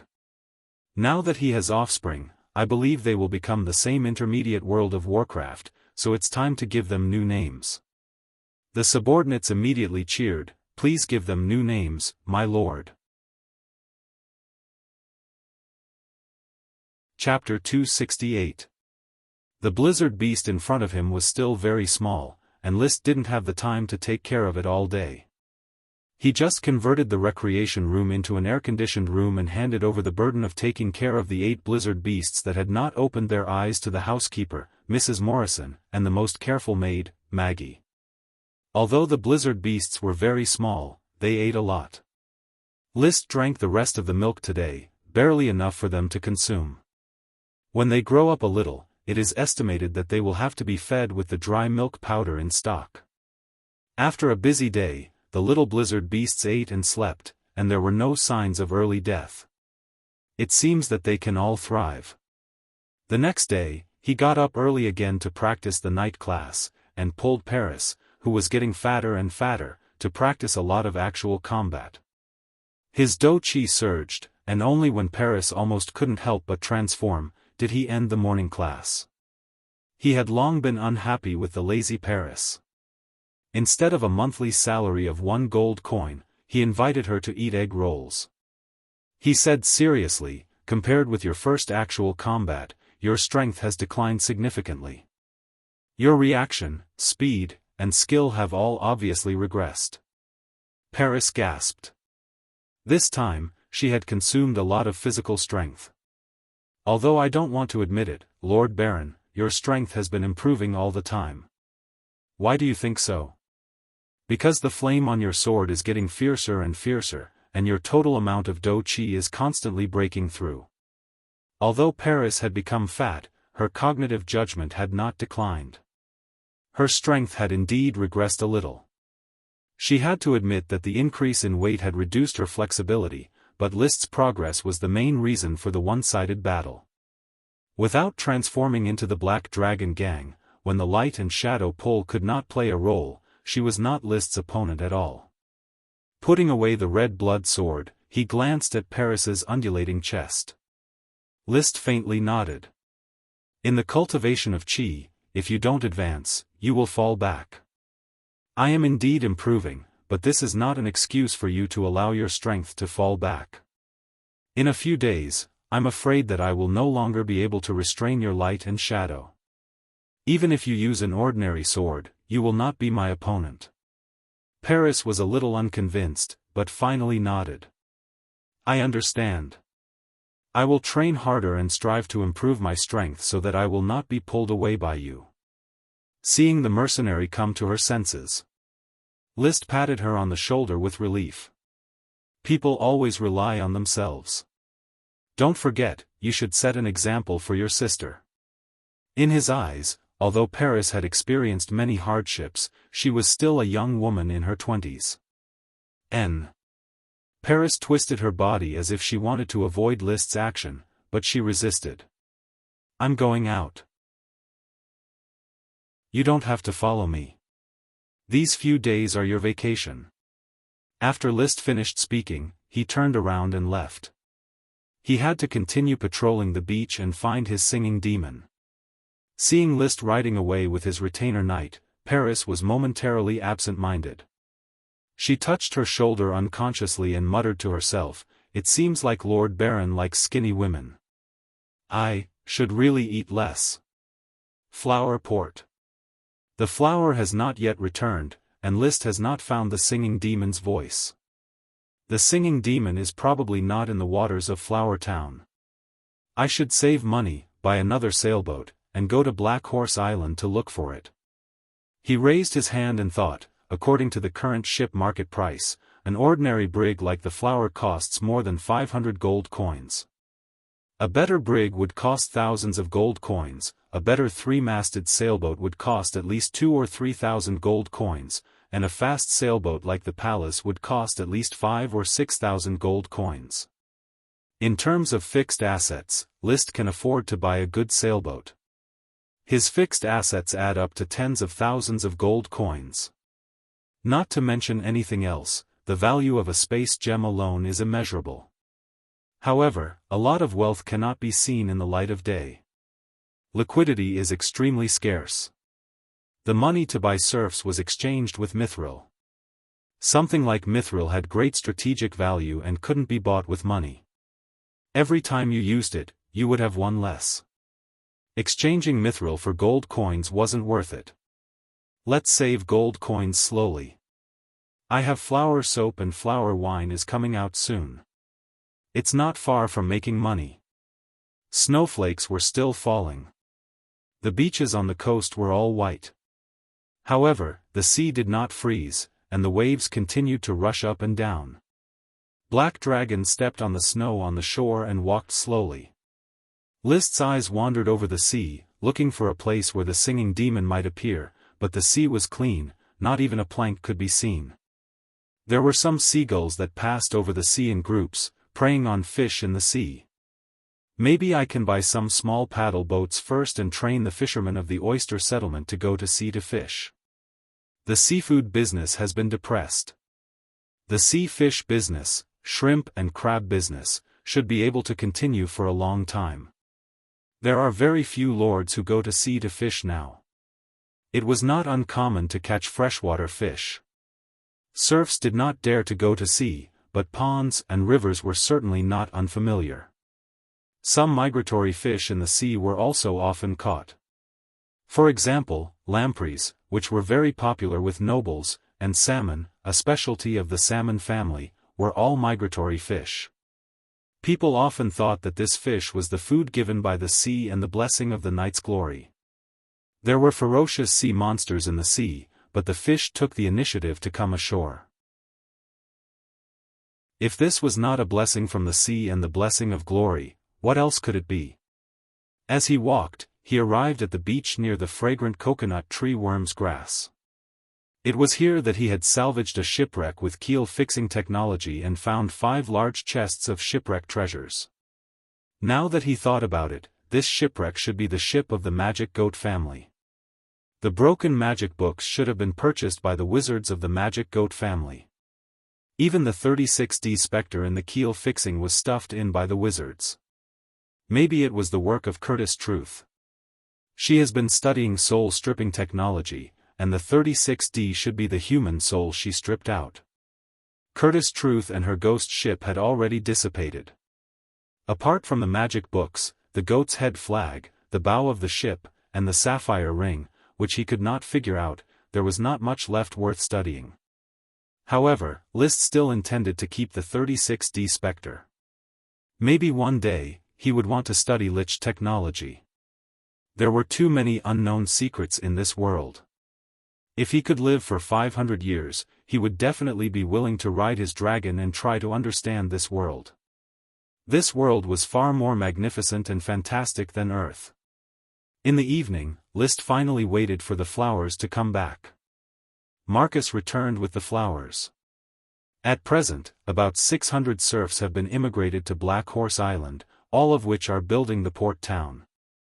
Because there is no source of food, the flowers need to transport them back and forth. I didn't expect my lord to have experienced such a dangerous voyage.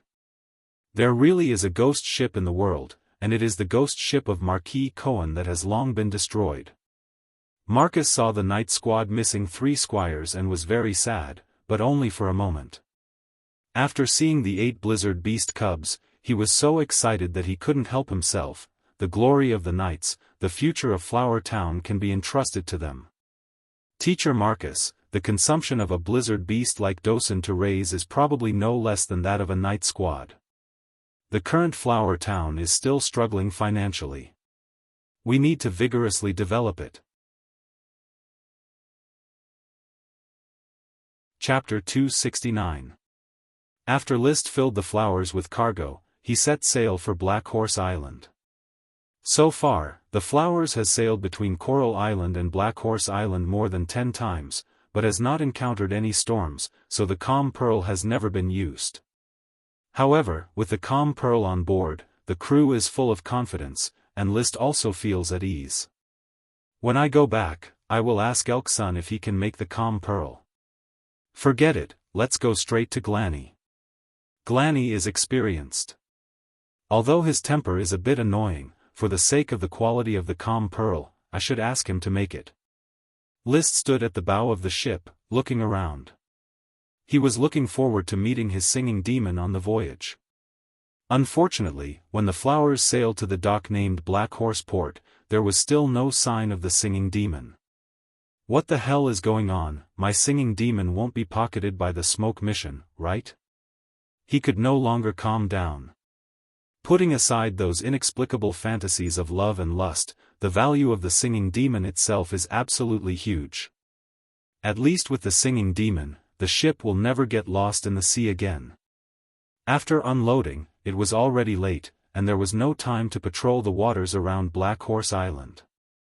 List went directly to the king of the black horses, Lightning. When Lightning saw him, it bowed its head intimately and rubbed his arm. It did not forget its master, who had conquered it. Carrying List, it galloped through the snowflakes. Black Horse Island was also covered with ice and snow. Only the part of the grassland between the 4 hills near the valley seemed to have geothermal heat. There was no snow, revealing the still growing pasture. The black horses were eating grass here quietly. Perhaps it was because they had seen so many people that they were no longer afraid of humans and just pretended not to see them. The burial ground between the Needle Grass Hill and the Ice Grass Hill was also covered with snow, but the potholes of volcanic glass and keel fragments could still be seen, as well as the 5 tall dragon bones.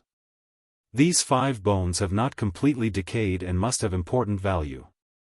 However, List could not remove them, nor could he preserve them. He could only let them be exposed to the wind and rain.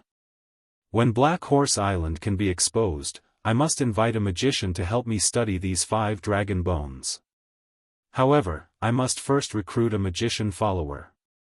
The secret of the dragon bones must be kept as secret as possible. Any secret about dragons must be treated with caution. Never underestimate the people here, their great desire for dragons. Even a transmigrator like him could not resist the charm of a dragon. Marcus has drawn up a rough topographic map of Black Horse Island.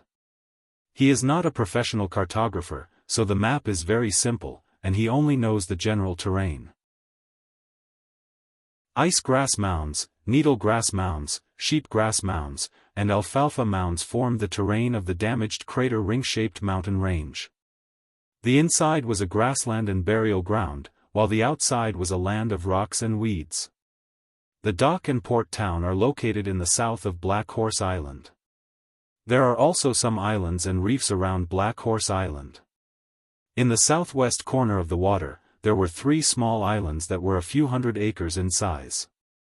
List named them Mangrove Island, Rocky Island, and Sandy Beach Island. Because Mangrove Island is densely covered with mangroves, Rocky Island is a weathered basalt pillar, Sandy Beach Island is very flat, full of sand, with only a few fragrant coconut trees. Outside the 3 large islands, there are sporadic reefs, most of which are exposed when the tide is low and submerged when the tide is high. The singing demon I am looking for is probably between the shore of Black Horse Island and these islands and reefs. List looked at the simple map and thought to himself. So the next day, the sky was just beginning to brighten. He led Captain Costo and others and began to sail around Black Horse Island. Sir, in fact, in addition to Black Horse Harbor, in the northwest corner of Black Horse Island, there is another area of water suitable for a dock. The depth of the water may not be as deep as Black Horse Harbor, but the width of the water is very suitable for ships to dock. Captain Costo commanded the flowers while acting as a guide. List nodded and said, "We will develop a new dock later. At present, Black Horse Harbor is enough." They walked and stopped, visiting the islands and reefs along the way. After a whole day, they finally circled Black Horse Island and checked all the coastlines and surrounding islands and reefs. There is no singing demon. At night, resting in the newly built house in Port Town, List tossed and turned, unable to fall asleep. He was upset and impatient. Did I go in the wrong direction? Why is there no singing demon? Where did my singing demon go? He didn't sleep well all night.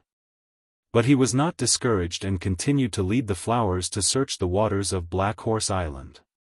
This time, they went further into the water, first of all, the 3 triangular islands.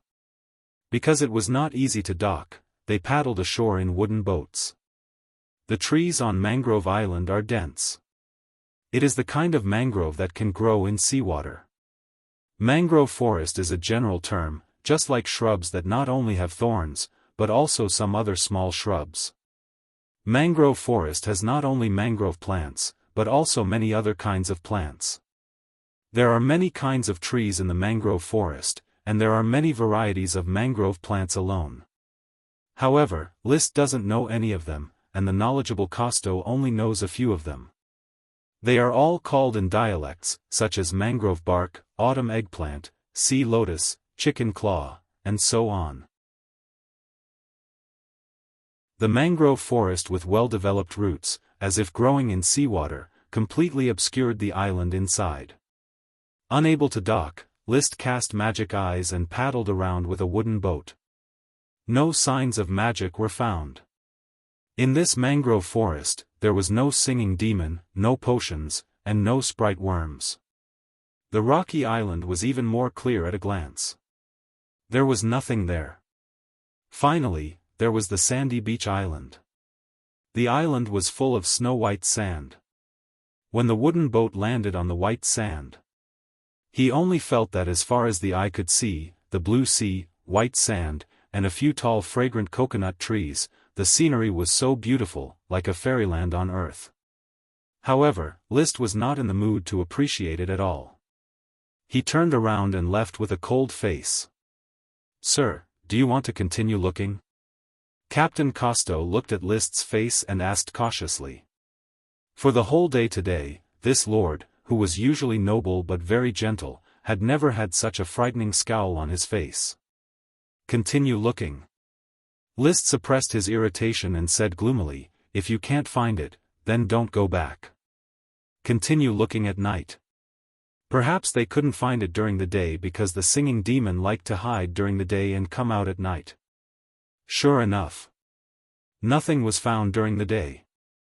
The flowers went to the dock to replenish some lights and other supplies and continued to search. Tonight, the weather was clear. A bright moon rose from the sea, dispelling the night and sprinkling a fragmented brilliance that flickered with the waves. List stood at the bow of the ship, not the slightest bit sleepy. Whenever he passed by the island reef, he cast magic eyes to observe the signs of magic around the island reef, trying to find the existence of the singing demon. The first half of the night passed in a flash, and the second half of the night was about to set. Seeing that nothing was found, the anxious List was about to give up. At this moment, his ears twitched. An inaudible song came into his ears. When he listened carefully, he couldn't hear it again, as if it was just an auditory hallucination. But he didn't think so, because the slight singing was full of resentment, admiration, and weeping. Just listening to it, he felt the sadness in his heart arouse. It was not an ordinary auditory hallucination.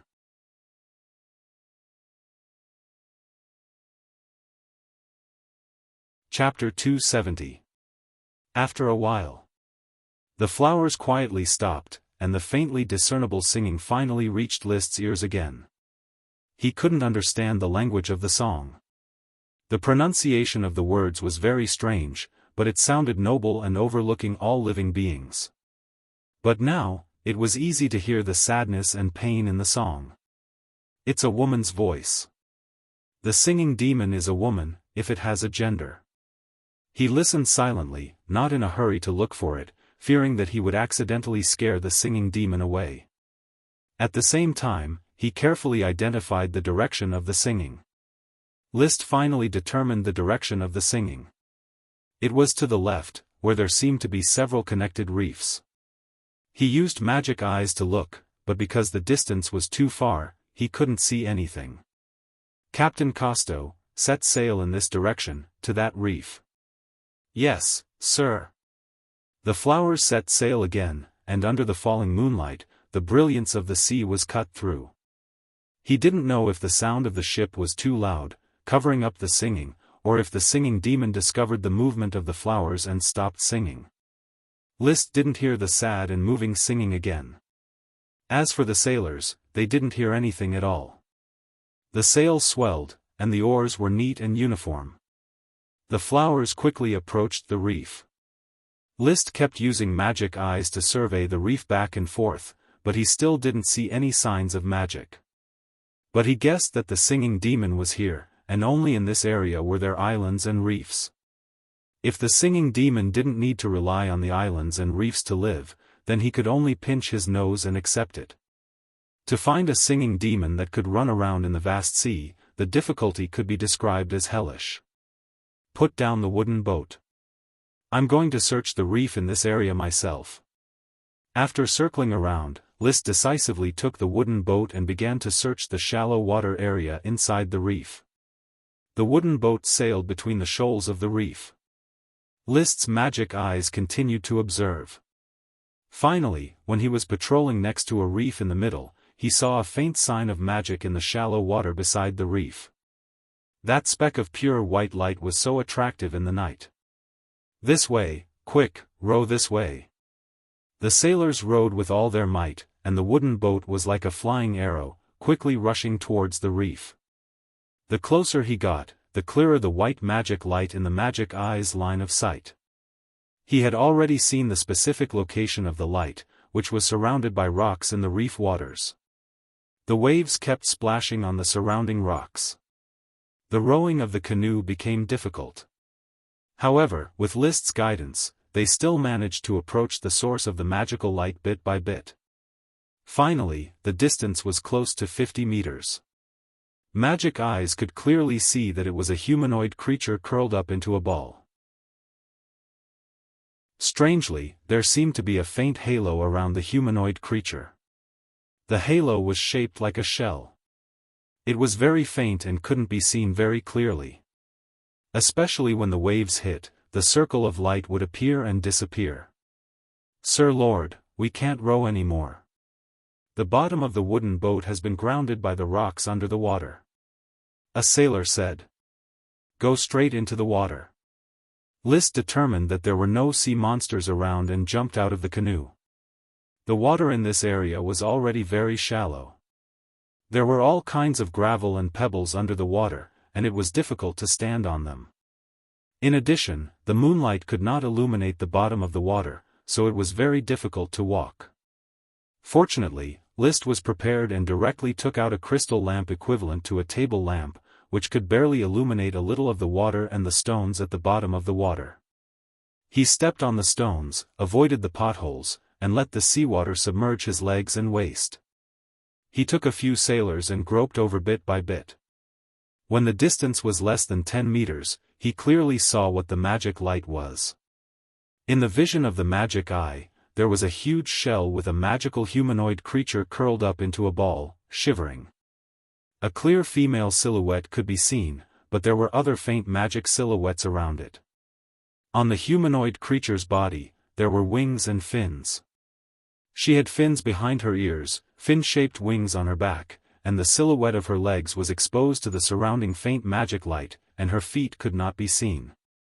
The whole shell was exuding a faint magic light, dispelling the magic eye.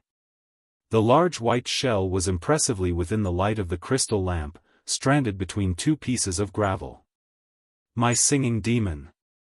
List was excited, his mental exhaustion was swept away, and his previous irritation was quickly dispelled. He silently said, "Don't be afraid, I'm actually a good person." Finally, List walked to the edge of the shell. It was a very standard scallop-shaped shell, about 3 meters in diameter. The fan had a radial wave shape, a standard left-right symmetrical structure, and no other colors, just plain white.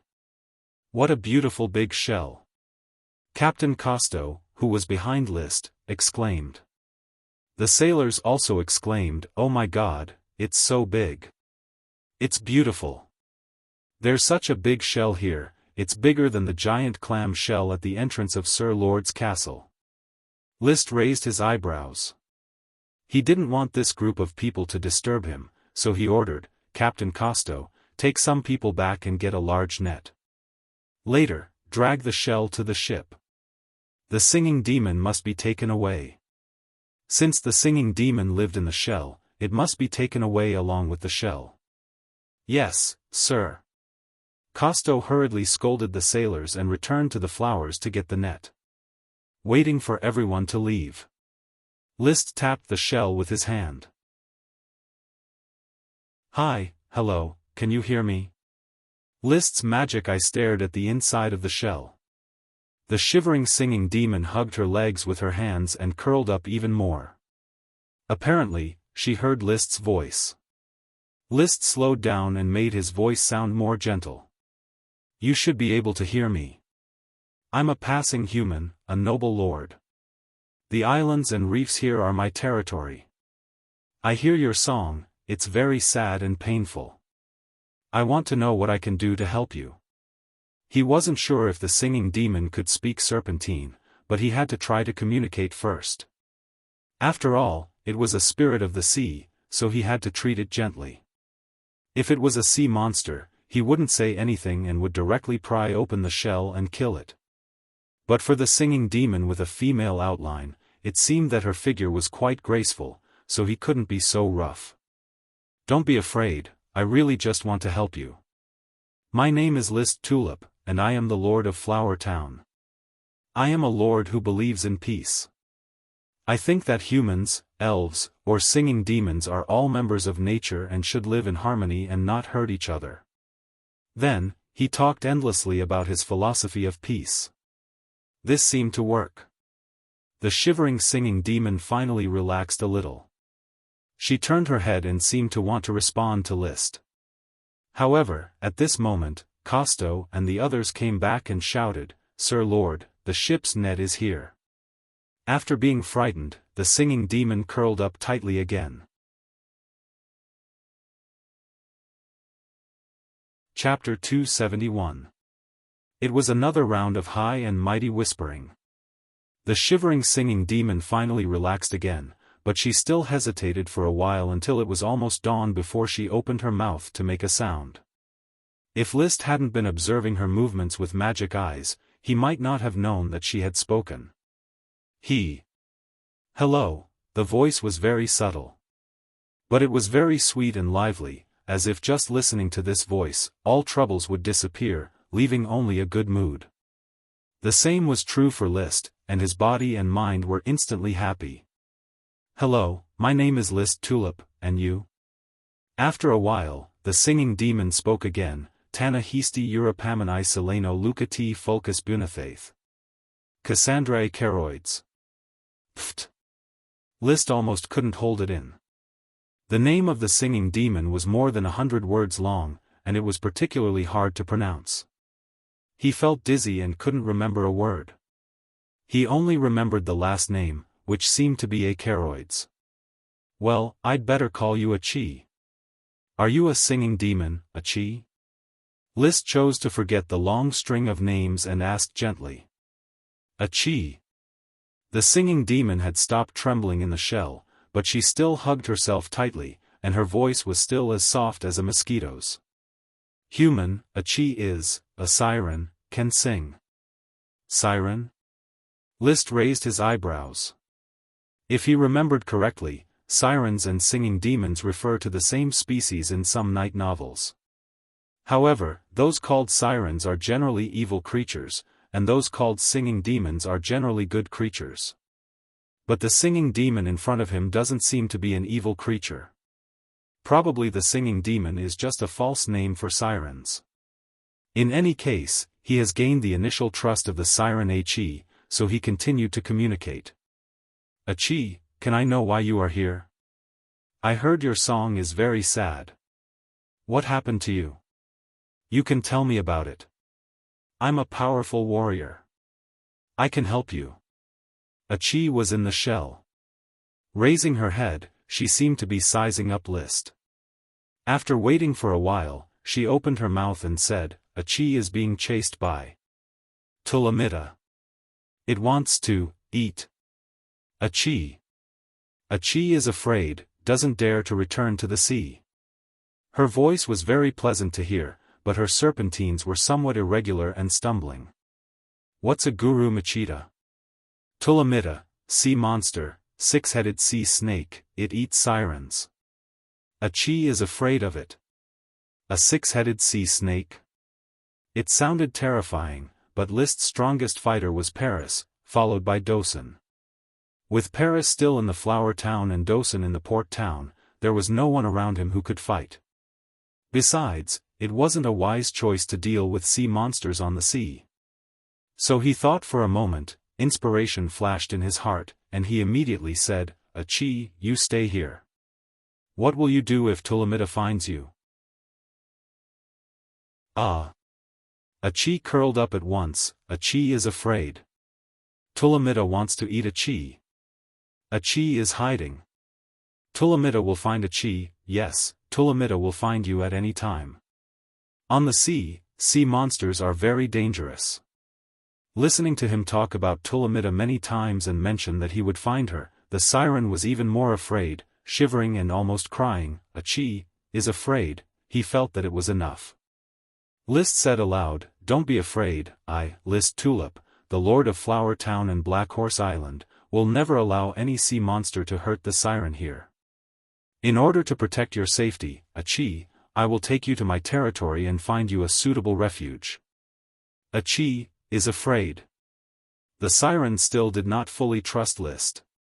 List was not discouraged and continued, "Chi, do you know the glory of the night? The glory of the night, Chi knows that humans are like the spirit of the sea. The siren is the child sheltered by the spirit of the sea," she said. List didn't know what the spirit of the sea was, but since the other party understood the glory of the night, it was easy to deceive. No, it was easy to communicate. "I, List Tulip, swear to the glory of the night that I will protect the siren Chi from the sea monster Tulamita." Without any hesitation, the oath was made. List didn't intend to hurt the siren at all. This was a precious gift from the smoke mission. He cherished it too much. How could he let her get hurt? "Chi, I'll take you back to take refuge first. One day I'll kill Guramita and let you return to the sea safely, okay?" The human beings in this world all talk about the glory of the night, as if the glory of the night is an inviolable honor. However, there were quite a number of knights who talked about glory but did dirty deeds behind the scenes. However, for the siren Chi, this behavior is full of justice and sincerity. She unconsciously opened a gap in the shell. Lying inside, she twisted her body and peeked out from the gap. List was half squatting on a stone in the water. His clothes had been wet by the sea, his pale blonde hair was bathed in a glimmer of dawn, and there was a faint smile on his face that was enough to melt all ice. His sapphire eyes seemed to have countless stars spinning in them, which could suck in the hearts of all women. Chi looked at him for a long time, quietly closed the shell, and said, "Human, Chi thanks you. Call me List." "List. So, Chi, can you get on the boat by yourself, or should I call my subordinates to help you get on the boat? Chi can swim." As Chi spoke, the huge white scallop floated up from the sea and slowly emerged from the water, like a boat. A faint magic power could be seen around the scallop, driving the water current. List held back his pride, stood up, and said, "Chi, I will lead the way. You follow me to the boat, I will take you to the flower town, it is very safe there." The siren did not answer. But the scallop slowly followed behind him. Costo and the others, who had retreated 100 meters away, watched as List brought the huge shell back. They all opened their mouths wide, but did not dare to speak. After List approached, he just said lightly, "You row slowly." He got on the wooden boat and looked back. The shell seemed to be a little hesitant, not daring to go forward. He comforted it again, "Chi, come here." Only then did the shell slowly follow them and lean against the wooden boat. This sea demon was really timid. List did not tell the sailors what Chi was. He just urged them to row. After a while, he had brought the shell to the side of the flower. Touching the smooth surface of the shell, he said, "Chi, I will send you to the flower. It is safe on the ship, don't be afraid." There was no response from the shell, but it did not leave either, apparently acquiescing. The siren seemed unwilling to speak in front of other humans. List was relieved. He ordered the sailors to drop the net, let the shell swim into the net, and the sailors pulled the shell up. The siren in the shell, after leaving the water, immediately curled up into a ball and began to shiver again. She was still afraid to face this group of strangers. She did not intend to let them know what was in the shell.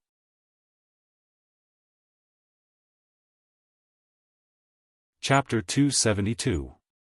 List touched his chin. He was thinking about how to conceal the existence of the siren He. Sirens are different from World of Warcraft and sea monsters. They are magical and incredible creatures. If they were known by others, there would definitely be people coming to fight for them. They are not as charming as dragons, but they are not much worse. Dragons are real creatures, while sirens are legendary creatures, endowed with a lot of evil or beautiful imaginations. Don't underestimate the curiosity of the nobles and the magicians who pursue the truth. Therefore, I must conceal Chi's identity well. I can't afford to make any mistakes. Fortunately, Chi is hiding in the shell and has not spoken, so no one knows of her existence. I can announce that I have picked up a shellfish sea monster, so no one should pay attention to Chi.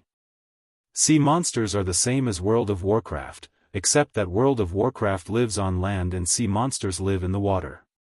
For example, the pearl shells raised by the sapphire family in the Tranquil Lake are a kind of sea monster, so it is not surprising that List caught a shellfish sea monster. Thinking about this, List was relieved. Glancing at the situation in the shell, the siren He had stopped trembling, but she was still habitually curled up and never relaxed her vigilance. Chi. List knocked on the shell, a large shell with a diameter of 3 meters, occupying most of his room on the flowers. List. Can you live without the sea? Chi, there is seawater in the shell. You can speak Serpentine, where did you learn it? Have you ever been to a place where humans live? List was curious and also chatted to open the mind of the siren He. So far, he doesn't know what the siren He looks like. From the vision of the magic eye, he can see that she is similar to a human, but with fins and wings. She was slightly smaller than an ordinary woman who was 1.6 meters tall, about the same height as a woman who was 1.5 meters tall. However, her figure appeared to be curvaceous. In line with the golden ratio, her waist was very thin, her breasts were full, her buttocks were perky, and her limbs were slender. He remembered that in the night novels, some authors described sirens as beautiful women with their upper bodies and ugly sea serpents with their lower bodies. Some authors recorded that sirens had blue skin, and some night novels described that sirens had green skin covered with scales. List was very curious. But he would not ask to take a look so directly. Anyway, he had the siren in his hands, and he could look at it however he wanted from now on. Chi likes listening to passing ships, human voices on the sea. Chi knows a lot. The Sapphire Kingdom has a big sapphire dragon. When Chi talked about the sapphire dragon, her tone was full of joy. Obviously, even the sirens could not resist the charm of the dragon. Yes, the sapphire dragon is the symbol of the Grand Duchy of Sapphire. My father has seen the sapphire dragon with his own eyes. It is a beautiful dragon with a sapphire body, like a crystal-clear sapphire. He could feel the incredible power of the sapphire dragon just by looking at it from afar. Chi likes dragons. Dragons are the most beautiful. Hearing this, List began to talk about dragons. He knew a lot of dragons, elemental dragons, gem dragons, metal dragons, and sacred dragons. The siren He was stunned and completely forgot to be afraid. She even secretly opened the gap in the shell more than once, looked out, looked at List, and then closed the shell. The topic of dragons was almost finished. List said again, by the way, Chi, I heard a lot of sailors say that the siren singing will guide those ships that get lost, right? Well, Chi also guided them, singing human songs, he. Not knowing what to think of, Chi even laughed. This was a very good sign. It proved that the siren Chi was gradually opening her heart. The siren is really a kind creature, just like Chi's singing is delightful. Chi, are you hungry now? Do you want to eat? Chi is a little hungry. What do you like to eat? Chi likes fruit trees by the sea, falling into the sea. Chi likes to pick them up and eat them. List had a lot of fruits. His gem space stored fruits. Everything here was still and he was not afraid that the food would go bad. So he would store a lot of supplies in case he didn't eat good things when he went out. Immediately, he took out apples, raspberries, grapes, peanuts, oranges, and other fruits from the gem space. Achie, I have a lot of fruits here, you can eat them. At this time, it was already dawn, the sun rose in the east, and the cabin gradually brightened. List was looking forward to it. He saw Achie hesitating for a moment, and then opened the shell. It was no longer just a gap, but slowly opened all the way. The light shone in, and the appearance of the siren Achie was fully revealed in List's eyes. What kind of beauty was that? The first thing that came into view was the white and tender skin, smooth as a newborn baby's, as pure as the sea, and as flawless as a fragile gem. This was the skin of a siren with the same characteristics as human skin, but the skin was far more delicate and white than that of humans. Just by looking at her fair skin, List couldn't wait to take a bite and have a taste. Then his eyes were attracted by the delicate face again. Delicate facial features, very exotic, with long blue waist-length hair, and a pair of blue eyes. Such beauty is absolutely unattainable by human beings. List can only give her 11 points on the basis of 10. The most peculiar thing is that her ears are not human-shaped ears, but from the root of the ear, they gradually change from the color of flesh to the color of water, and then grow light blue ears in the shape of spiky fins. This kind of ear is not a physical object, but really made of water. List can clearly see her beautiful blue hair swinging over the fins of the ears. Similarly, there is a pair of spiky fin-shaped wings growing on her back, probably growing at the shoulder blade position. It is not big, it is better to call it a kind of fin than a wing. Looking away from the fins, List noticed her neck, white and slender. Then he looked at her chest. It was very round and straight. The most amazing thing is that she is not wearing clothes, but there is a water-like ribbon covering her chest. It is clearly water, but it doesn't look transparent, completely covering the elegance of her breasts. Further down is a flat lower abdomen, a slender waist, and a delicate navel. Below the navel, there is another water-like ribbon covering it, blocking the most mysterious triangular area from List's imagination. She glanced at List shyly and slowly stood up. There is light blue seawater in the shell, and the ribbons covering the key parts extend from the seawater in the shell and surround her body. Her legs are slender and straight, without a trace of blemish. The seawater flowed down slowly. List couldn't help but follow the water droplets, from her thighs to her knees, and then to her calves. Below her calves, where her ankles should be, gradually changed from the color of flesh to the color of water, completely blending into the seawater, just like her ears. It looks as if she has no feet and is growing in the water. Chapter 273. So beautiful. In the face of the true form of the siren Achie, List could not help but sigh. Among the magical creatures he has seen, the invisible dragon composed of magic and the great tulip sprite of Tulip Castle have left a deep impression on his mind. When it comes to beauty, the invisible dragon is probably not. It has a different kind of beauty, or rather, ferocious. Only the great sprite Xiaofan can be compared with the siren in terms of beauty. But the great sprite does not have a human figure, it is just humanoid, and its beauty is pure beauty. Sirens and humans look almost the same, and Achie's beauty is even more shocking. This kind of beauty comes from the heart, without any lustful color. At least List can guarantee that at this moment, he really does not have any lustful color. There is no respect, not even a thought in this regard. He even feels that the beauty of the siren is unreal, or should not be contaminated with the beauty of the mortal world. Any blasphemous thought is an unforgivable sin. Between appreciation. The siren Achie glanced at List again, and this time List understood. He immediately calmed down, showed a gentle smile, and pushed the fruit plate on the table to the corner of the table near the shell. What fruit do you like? Eat it. It has been washed with water, it is very clean. Saying that, he also picked up an apple and took a bite. Eating alone is not as comfortable as eating with two people. List's actions are very considerate. When Achi saw List eat the apple, she boldly stretched out her slender arm and picked up a raspberry with her slender fingers. After taking another look at List, she put the raspberry into her small mouth and ate it. How does it taste? Oh, delicious. Eat more if you like it. I have a lot of fruit here.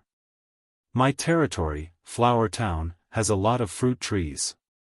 You can eat fruit every day. I am afraid you will get tired of it. No. Achi likes fruit, the most. Eating fruit and chatting, the atmosphere gradually relaxed. The siren does not seem to be very old and has a very simple innocence. After a short chat with List, she was able to easily open her heart and forget her previous nervousness and fear with a smile. However, as they chatted, List discovered a very awkward problem. The key parts of Achi's body were covered by the hose, but she was still very exposed, not much different from being naked. He had thought that he would not have any lustful thoughts, but when he lowered his head, he found that he had actually silently set up a tent. In other words, he still felt respect. Achi, do you need to wear clothes? Human beings wear clothes, Achi doesn't wear clothes. Achi is a child sheltered by the spirit of the sea, the siren Achi replied seriously. Perhaps to the sirens, clothes were just human things and they didn't need them. They were elves of the sea, similar to the elves of lesser and greater elves. Elves did not need to wear clothes. Of course, elves did not have breasts, bodies, or genitals, so it did not matter if they wore clothes or not. List froze for a moment. He didn't say anything more. If she didn't want to wear it, then so be it. Anyway, he was going to hide the siren Achi from outsiders, so there was no need to cover her beauty with clothes. It was not that he liked to see her naked, but he didn't want to restrict Achi's nature. After Achi finished eating a raspberry, he asked again, Achi, how old are you? Achi tilted her head and seemed to be thinking, I was born, not long ago. I have seen 41 snowy winters. I should be 41 years old. Well, Achi is 41 years old. 41 years old? How was this not long ago? How long is your lifespan? List asked. If he did not understand this question, he would feel very uncomfortable.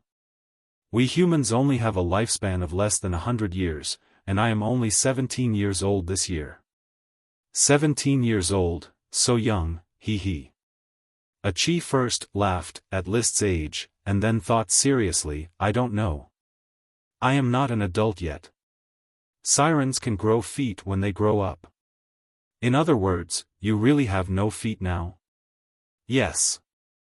It's amazing, I can't imagine how beautiful you will be when you have feet. Women are never boring with compliments, even sirens. Achi was very happy. Her appetite was a little small, and she seemed to like to eat raspberries, but she stopped after eating a few. I'm full, List. Then she yawned comfortably. Are you sleepy? A little. Then you sleep for a while. The ship will stop at Black Horse Port to replenish some supplies, and then go directly back to Flower Town. You can stay in Flower Town for a long time. The town has a very beautiful beach and a calm bay. List had a lot of questions to ask. But he did not think that asking too many questions at once was a good way to communicate. Now that the siren Achi has been found, there is no need to rush. The cultivation of feelings needs to be done step by step. The relationship with Duniko is a passion of dry wood, not a bond of trust. List wants to keep the siren by his side forever. Well, Achi, sleep for a while. The siren said, sitting down and soaking her body in the sea water in the shell. This sea water is by no means ordinary sea water. In the vision of List's magic eyes, it exudes a faint magic light. It can be said that the whole sea water and the shell should be a part of the siren. Similar to cordyceps, they are part of the elves.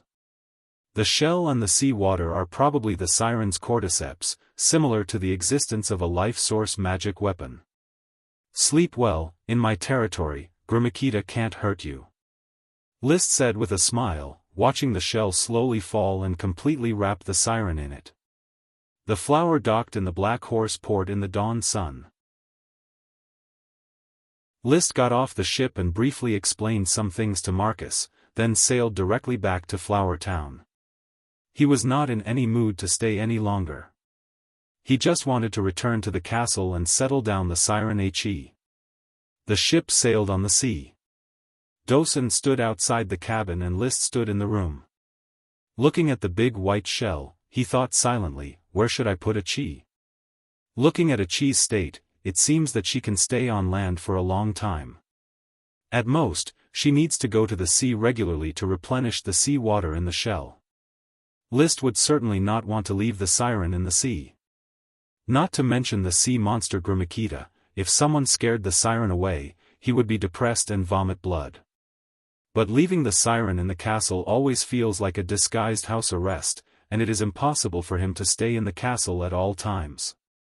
It's a pity that I can't take Chi with me.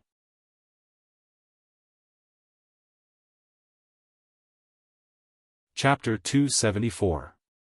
When he woke up, they had arrived at the Port of Flowers.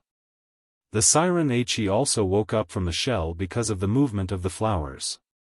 She stretched and quietly opened a crack. List, have we arrived? Yes, let me show you my castle first. Castle, the place where the Lord lives. I have heard that there are many princes and princesses living in castles, and beautiful, love. When she heard that List was going to take her to the castle, Chi was a little uneasy, but also a little excited. She did not know what kind of stories she had heard about castles before. It was probably what the commoners loved to fantasize about, the poignant, beautiful, and touching love between a prince and a princess. There are no princes and princesses in my castle, only me, the lord, the servants, many sprite worms, and the naughty thorn sprite, Ella. Sprite, so beautiful, I have seen it, a long time ago, at the beach. Where is the beach? List's eyes lit up and he asked. I don't know, it should be far away. I was chased by Murumitkita and came here. I forgot where it was. What a pity. If the siren He could provide the exact location, List would definitely sail there and try to catch the sprites on the beach.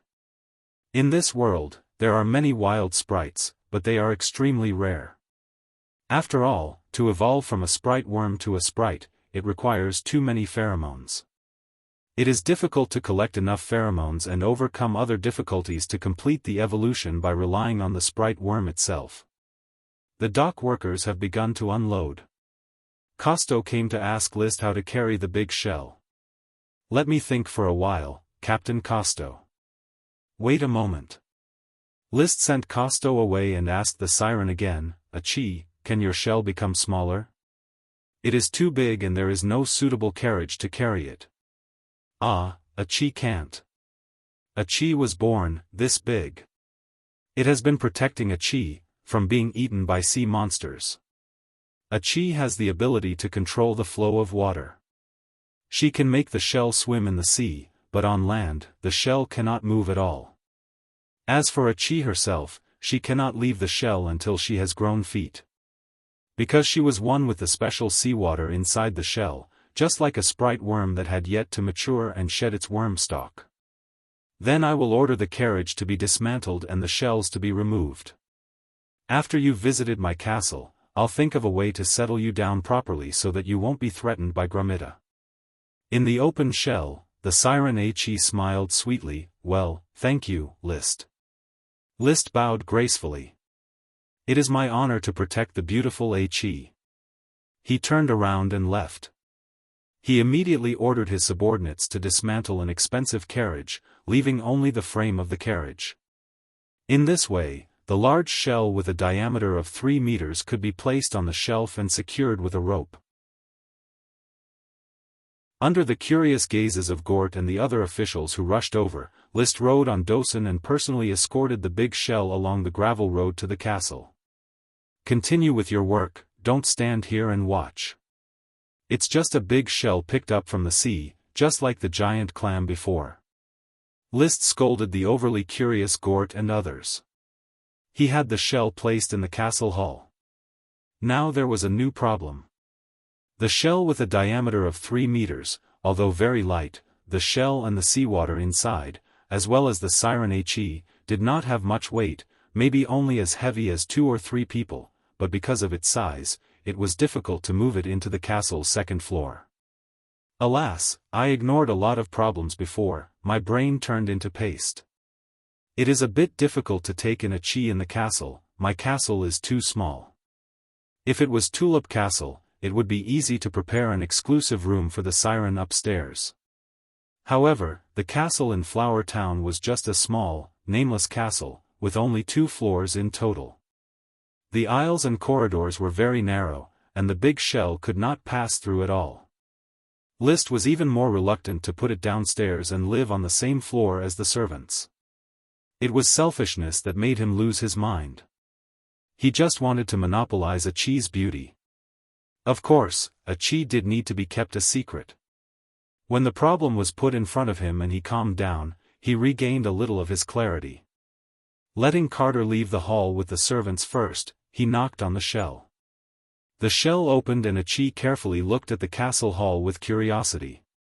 "List, this is a castle, a beautiful castle, a chi has arrived at a human castle. In fact, the upstairs is even more beautiful. That is where I live, and this floor is where the servants live. But the corridor is very narrow, and I can't send you up." "Oh." A chi showed a regretful expression. List couldn't bear it and suddenly had a flash of inspiration. "How about this, I will build a 2-story cabin outside the castle. You can live on it, and I will open the wall between the cabin and the castle so that you can visit the second floor."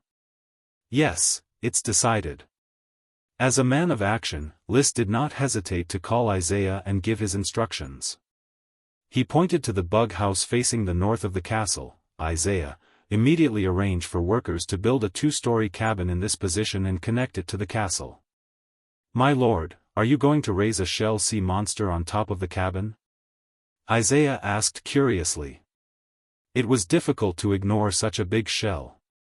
"Yes, this is a very interesting shell. I think it has a pearl in it. Let's raise it first." "Shouldn't a shell be raised in the water?"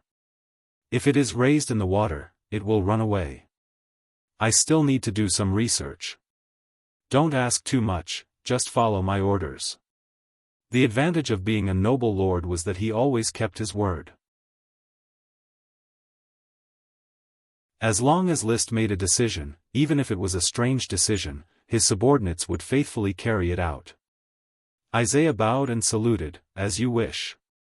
During the construction period, the shell placed in the hall never opened.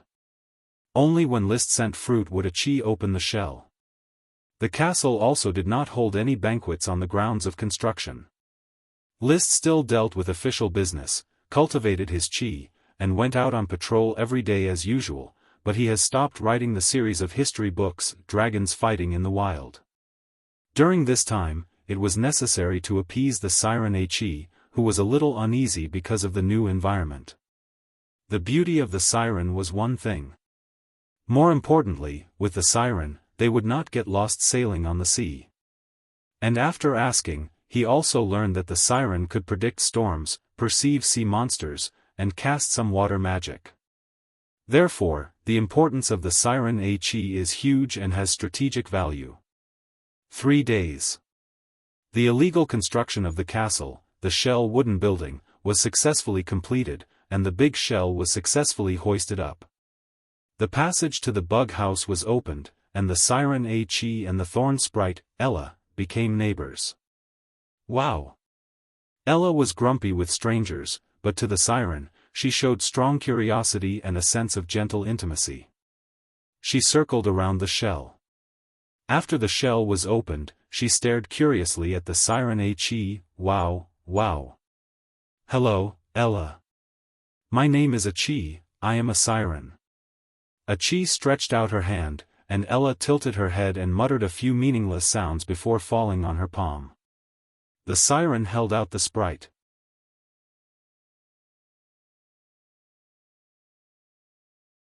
Chapter 275.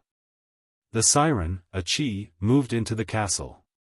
Accompanied by the thorn sprite, Ella, she felt that the new environment was good. Although she preferred the environment of the sea had Murmur Mitta, a six-headed sea snake. The castle was safe. When I find a way to deal with Murmur Mitta, you can return to the sea. List comforted her. Eating delicious fruit, accompanied by sprites and sprite worms, Achi was very happy. List, thank you, you are a good person. She was given a good person card. List did not care. Everything was in place and he was in a relaxed mood. Now, the noblest lord of Flower Town raised a shell monster, which has gradually spread. However, the news did not cause much movement. Gort and others had seen the shell. At that time, the shell was lying in the hall of the castle for 3 days. A huge pure white scallop.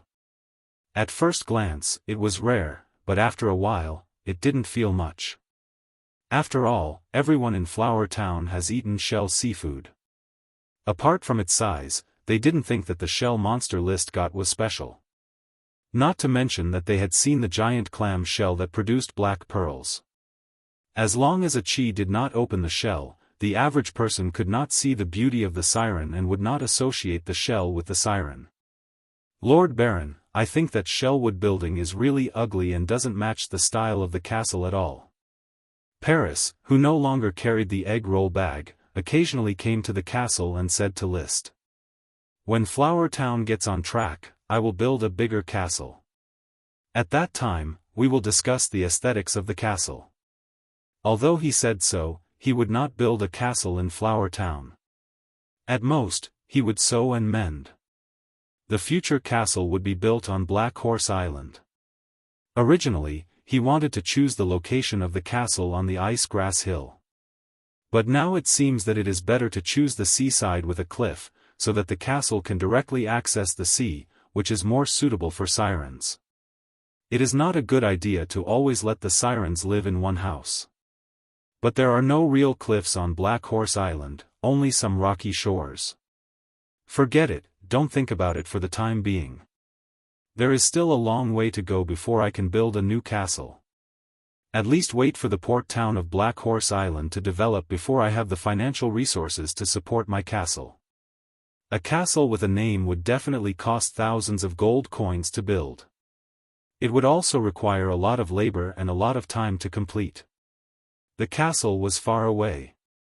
Now, there was a huge problem in front of List that needed to be solved, the sea monster Mitkita. It chased the siren Achi from the distant sea. Apparently, it was currently wandering around the Coral Island and Black Horse Island. There was no guarantee that it would not suddenly attack the flowers. List asked Achi in detail. Achi displayed another of her abilities. She controlled the seawater in the shell and mimicked the image of Tulamikita, forming a six-headed sea snake made of seawater. It had a realistic six-headed sea snake with a short and thick body and 6 slender heads. Its 6 heads can release 4 kinds of magic. Under Achi's demonstration with seawater, List has determined that they are Water Arrow Volley, Water Wave Shield, Water Whirlpool, and Powerful Water Column. Among them, Water Arrow Volley and Water Wave Shield magic can also be released by the purple sand crocodile on Coral Island. The number of magic is 4, and the strength of each magic is average. So, Tulamikita can roughly judge that it is an intermediate sea monster. After making the judgment, List looked serious. The intermediate World of Warcraft purple sand crocodile can run rampant on Coral Island. The sea monster Tulamikita can naturally run rampant on the sea. Not to mention that List couldn't deal with it, even if his father Lee William came, he still wouldn't be able to deal with it. He could only sigh in his heart, I can't beat it. Even if it is led into the river, it will be difficult to deal with an intermediate World of Warcraft that can release 4 kinds of magic. I can only hope that it can't find the siren He and will leave the sea on its own. Captain Costo must be careful when sailing. At this time, he was eager for the lost keel fixing technique of the magic goat family. He opened the magic book, to His Royal Highness Annette, Curtis Truth, and carefully read all the contents. There was no record of the keel fixing technique. I should have squeezed out the keel fixing technique first and then killed Curtis. It was too late to regret. He could only let Costo be careful and reduce the number of times he went to sea as much as possible. After calming his mood, he asked again, "Achi, what magic do you know?" Achi can control the shape of the sea, and control the flow of the sea. She only knew these 2 kinds of magic, which were not magic. Just like elves who can control plants, this was probably an instinctive power. When Achi grows up, she can gain magical abilities. What kind of magical abilities? I don't know, but every siren, when they grow up, they have magical abilities. We were born in the sea, the spirit of the sea shelters us and gives us abilities. Have you seen other sirens? No, but Achi can sense them in the sea. Sirens are born in the sea, there is no such thing as parents, and there is no habit of living in groups. However, Achi was a minor siren, and she could not get much information from the sea. She was just a person living an ignorant life at sea, avoiding sea monsters, listening to ships, and singing softly. If it weren't for the fate guidance of the smoke mission, List would probably never have been able to come into contact with such a beautiful creature.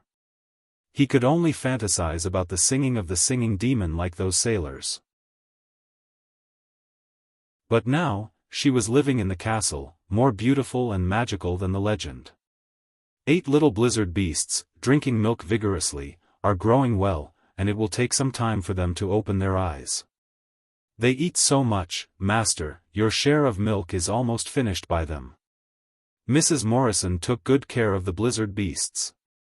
The maid, Maggie, was diligently cleaning the room. If there is not enough fresh milk, use the dry milk powder in stock. The caravan can buy fresh milk from North Valley City. Master, can we use fresh milk to feed the little blizzard beasts? No, just use the milk of the cows produced in Flower Town. Mrs. Morrison, you must be strict. I need the milk of the 5 cows, Big Flower, Big Yellow, Big Black, Little Flower, and Little Black. Only their milk is qualified to feed the blizzard beasts, understand? When the invisible dragon invaded, there were 11 cows in Flower Town, and 2 old cows were eaten. Of the remaining cows, Zhuang was a male cow, and it was hard to say whether it was infected or not. Milk Flower, Milk Yellow, and Milk Black were not yet adults and could only try to conceive this year. Little Flower and Little Black were young cows and did not produce much milk, but the quality of the milk barely reached the level of dragon milk. The most prosperous were the 3 healthy cows, Big Flower, Big Yellow, and Big Black, which were the main sources of dragon milk. Understood, Master. Mrs. Morrison nodded, but said worriedly, it's just that Big Yellow, Big Black, and Big Flower have reached the late stage of pregnancy, and their milk production has begun to decline. According to the judgment of the farmers on the dairy farm, the due date of the 3 cows is about May. Because to ensure the healthy survival of the calves in their stomachs, they secrete less and less milk. When the calves give birth, they can enter the next flourishing milk production cycle. After thinking about it, List gritted his teeth and said, take out the dry milk powder and feed it first. If it is not enough, distribute my share of milk directly to the blizzard beasts and feed them with milk until they open their eyes. At most, it will take half a month. These blizzard beasts will open their eyes. At that time, their foundation will be stable and there will be no need to feed them dragon milk. He decided to bear with it, these little blizzard beasts have an amazing appetite.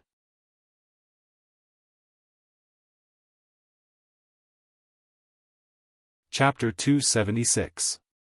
List calculated his daily consumption. His personal meals alone cost more than 30 silver coins a day. Among them, dragon milk and magic potions are consumed because they are self-produced in the territory and the value is difficult to measure, so they are not included. All kinds of white bread are the staple food. Grinding your own flour and making it yourself can save a lot of money. Only a material cost, about 3 silver coins a day. The consumption of all kinds of fruit wine and rice wine can be borne by the brewery. Beer and liquor cannot be reached for the time being. Beer lacks hops, and flour brewing technology needs to be improved. Because he doesn't drink much, this part can almost be ignored. All kinds of barbecue and steaks have to be bought at about 5 silver coins a day. The consumption of all kinds of eggs, vegetables, and fruits has basically achieved self-production in the territory, and the castle buys them at a low price, about 2 silver coins a day. Finally, there is the big daily consumption, World of Warcraft meat. He can't live without World of Warcraft meat, even if he doesn't eat much. It costs about 20 silver coins a day. If you include lunches, dinners, entertaining subordinates, and servants' meals, the castle spends at least 40 silver coins a day on food expenses.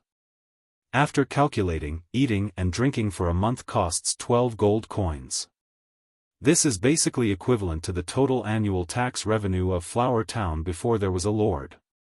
That is, List, relying on the help of the smoke quest, coupled with a little knowledge of crossing over, dared to be extravagant. But seeing the momentum of the little blizzard beast drinking milk, his heart trembled. When Dosun's bloodline evolved, he often ate World of Warcraft meat, and his meals were calculated according to gold coins every day. Even if he can eat ordinary meat now, the consumption of meat, eggs, and milk a day is enough for everyone in the castle to eat and drink. Raising an intermediate World of Warcraft, 10 gold coins a month is a steady expenditure. But he will raise a total of 9 intermediate World of Warcraft in the future. With the momentum of the Blizzard Beast, when they grow up, they will not eat less than Dosun. Can I really rely on the output of Flower Town to feed them? The more he thought about it, the more he doubted his life. Should I send out a few? No, I will raise them even if I have to. Intermediate World of Warcraft, even if someone offers a price of 1 dragon coin, he will not sell it. Moreover, he doesn't need to sell it. It's enough to take out a part of the mithril, crystal, and jade in the gem space. The Count will certainly be willing to help digest the mithril, crystal, and jade. When my flour brewing technology is successfully improved, wealth will continue to gather. The current difficulties are temporary, and we can see the light. Leaving the kennel and returning to the study. List took out the thick bast paper and looked at his recorded schedule. One of the items was to invite Glanny Truth to make a new calm pearl for him. Thinking of the current financial difficulties and the fact that he could hardly afford to drink milk, he reluctantly crossed out this plan. He was not prepared to waste any more money. Anyway, he wouldn't be setting sail in the near future. The flower already had the calm pearl, so it wasn't an urgent need. Elson, List. Elkson Truth, who had come to Flower Town to produce magic potions, rushed to the castle. Sir Baron, I have produced the first batch of magic potions for the Thorns magic potion you provided. Please check and verify its efficacy. He took one crystal tube after another. List finally cheered up. Thank you, Mr. Elkson. In the winter, the Flower Town has a magical public bathroom, where you can enjoy a hot bath every day. It is even more enjoyable than the nights in the Coral City. It's a pleasure to work here. Having said that, Elkson is still reluctant to move to Flower Town. The nightlife of Coral City is an irresistible temptation for single mages. The banquet in the castle resumed after the construction of the Shellwood building. Tonight would be a grand banquet. List's friends rushed from the Coral City to the Flower Town, ready to seek shelter with him. The 2 Earth Knights, Rick Footprint and Griffin Haystack, as well as Nimmo and the other trainee knight, all came together. There were a total of 7 people, which had already been agreed upon in Coral City. Liszt warmly received his friends and handed over their work arrangements to Gort. Although they were all friends in the past, when they came to Flower Town to work, the relationship between them automatically changed to a superior-subordinate relationship. If they were determined to follow Liszt, it would be equivalent to establishing a master-subordinate relationship. Rick and Griffin, I intend to give them to Marcus to lead. They can be reserve members of the night squad. Nimmo and the other 5 will start as official assistants. They are still very young and do not have much ability to preside over government affairs. Gort reported to Liszt. You are the town consultant. How to arrange personnel is your scope of authority. I will not interfere. Thank you for your trust. Gort made a grateful expression, but it was unknown whether there was any criticism in his heart. Liszt did not like to meddle in mundane affairs, but the number of times he interfered in the affairs of Flower Town was not small. Sometimes, he did what he wanted without a reason. It seemed very willful. However, the earth-shaking changes in Flower Town and the development of Black Horse Island have given Liszt great prestige. None of the officials in the town would complain about Liszt's willfulness. He has been recognized by everyone as the son of glory, whether by mouth or in heart. No matter how much he misbehaves, his reputation will still not be shaken. After all, everyone knows that the future of Flower Town and Liszt is limitless. Gort's recent letter of friendship proved this point. After the end of the development order, there were many Earth Knights who retired from the battlefield. Some people had already written to contact Gort, vaguely revealing the idea of going to Flower Town. There was even a Lord Knight whose territory was poorly managed wrote a letter to Gort. When Gort retreated, Isaiah came over again. Sir, I wonder if you have made other arrangements for your guard, Paris? What's wrong? Old Grandette cannot complete the snake language teaching alone. Now there are a large number of serfs who speak wind language in the territory, which is very inconvenient to manage. After the next batch of 2,500 serfs arrives, the problem will be even more serious. Your guard, Paris, can speak snake language and wind language. I see that she has no job recently and hope to ask her to be a snake language teacher. Indeed, she has nothing to do all day. I should find her something to do. Liszt did not go out, so Paris did not need a personal guard. She was a complete idler. Unlike a knight's practice, once interrupted and slacked off, her strength would quickly deteriorate. Her strength came from the Black Dragon gang. As long as she was not too fat to walk or even forget how to make a move, she could always quickly restore her strength. Calling Paris, Liszt said directly, Paris, Flower Town lacks a teacher who can teach serfs snake language. I hope you can help. He thought that Paris would take the opportunity to talk about the price. Unexpectedly, she readily agreed. My bones are itchy every day. Finally, there is something to do.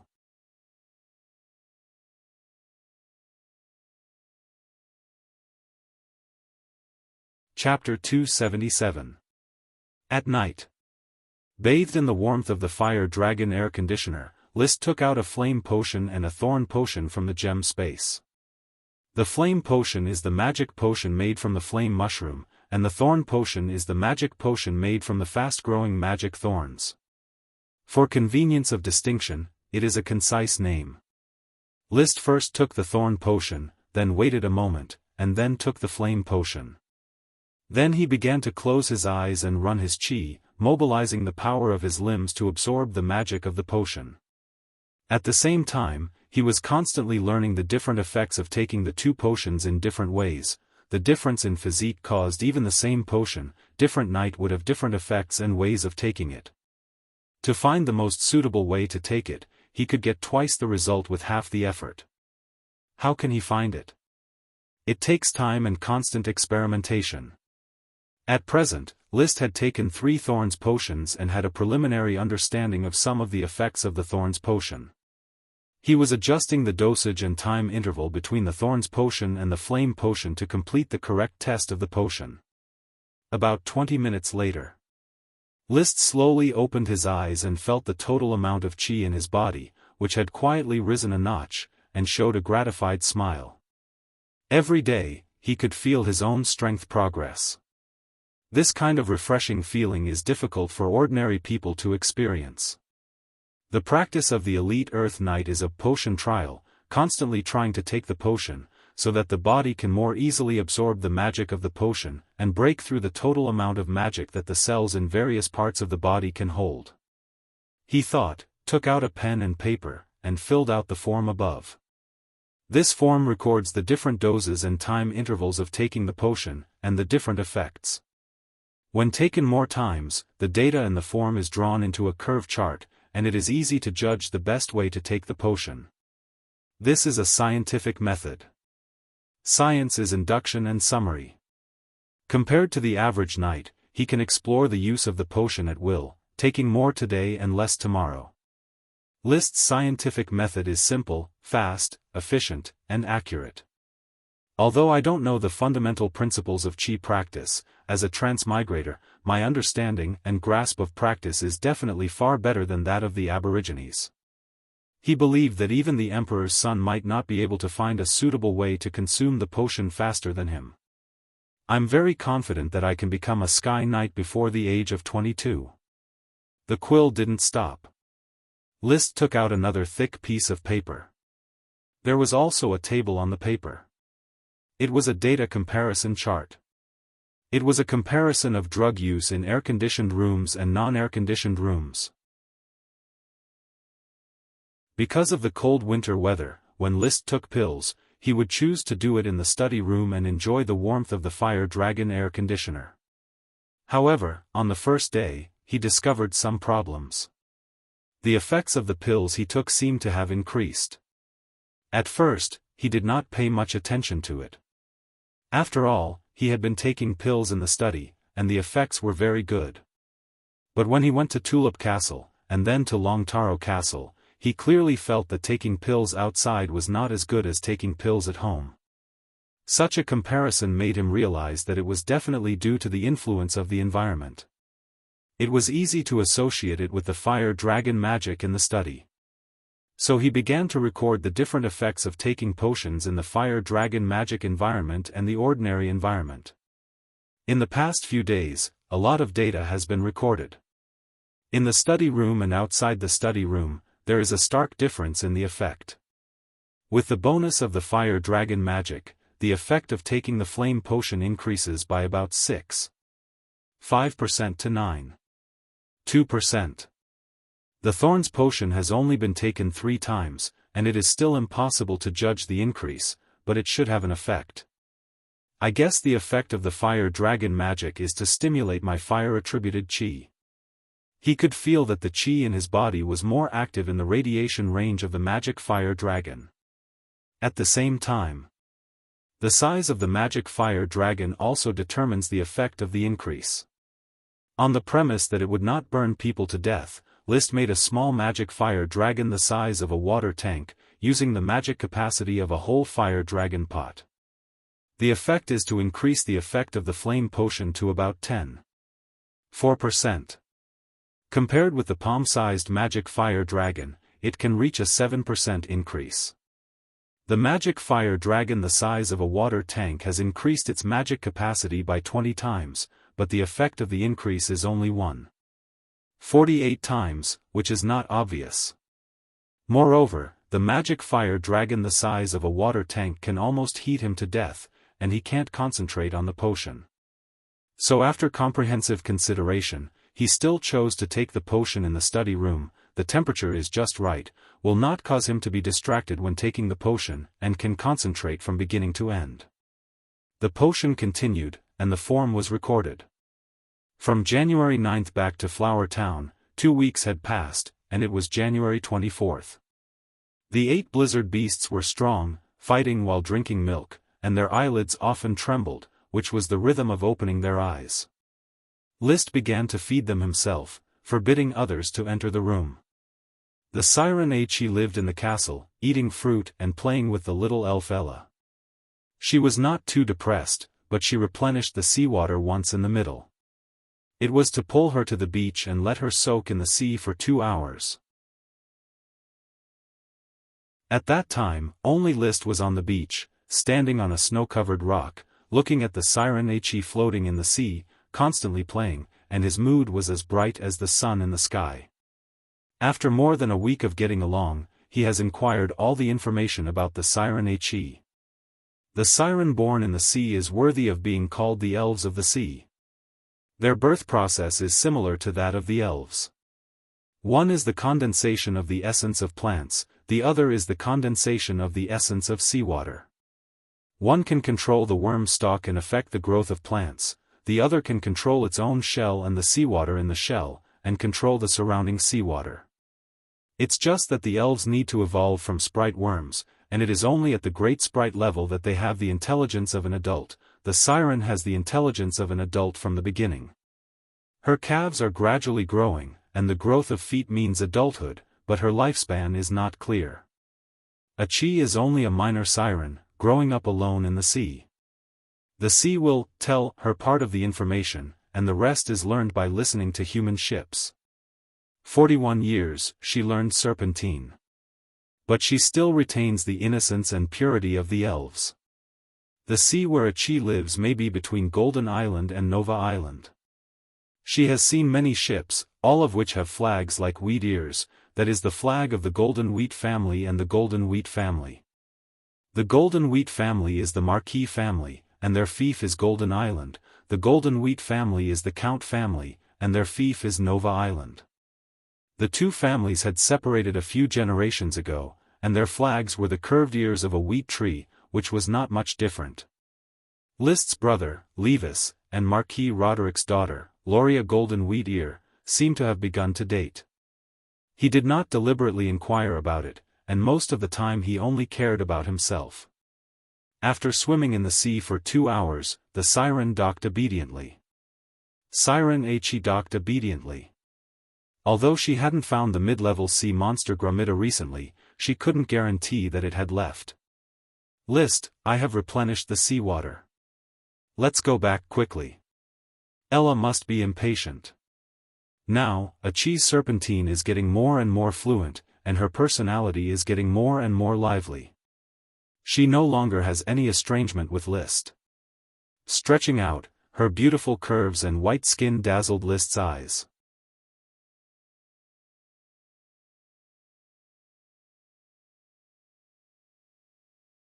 Chapter 278. It was close to the time when the blizzard beast opened its eyes. As if to celebrate the upcoming blizzard beast legion, Frank Distiller, the owner of the brewery, ran all the way to the castle and reported to List. "My lord, we have distilled pure white wine." Distilled? List was overjoyed, but his face remained calm. "How is the quality of the flower wine?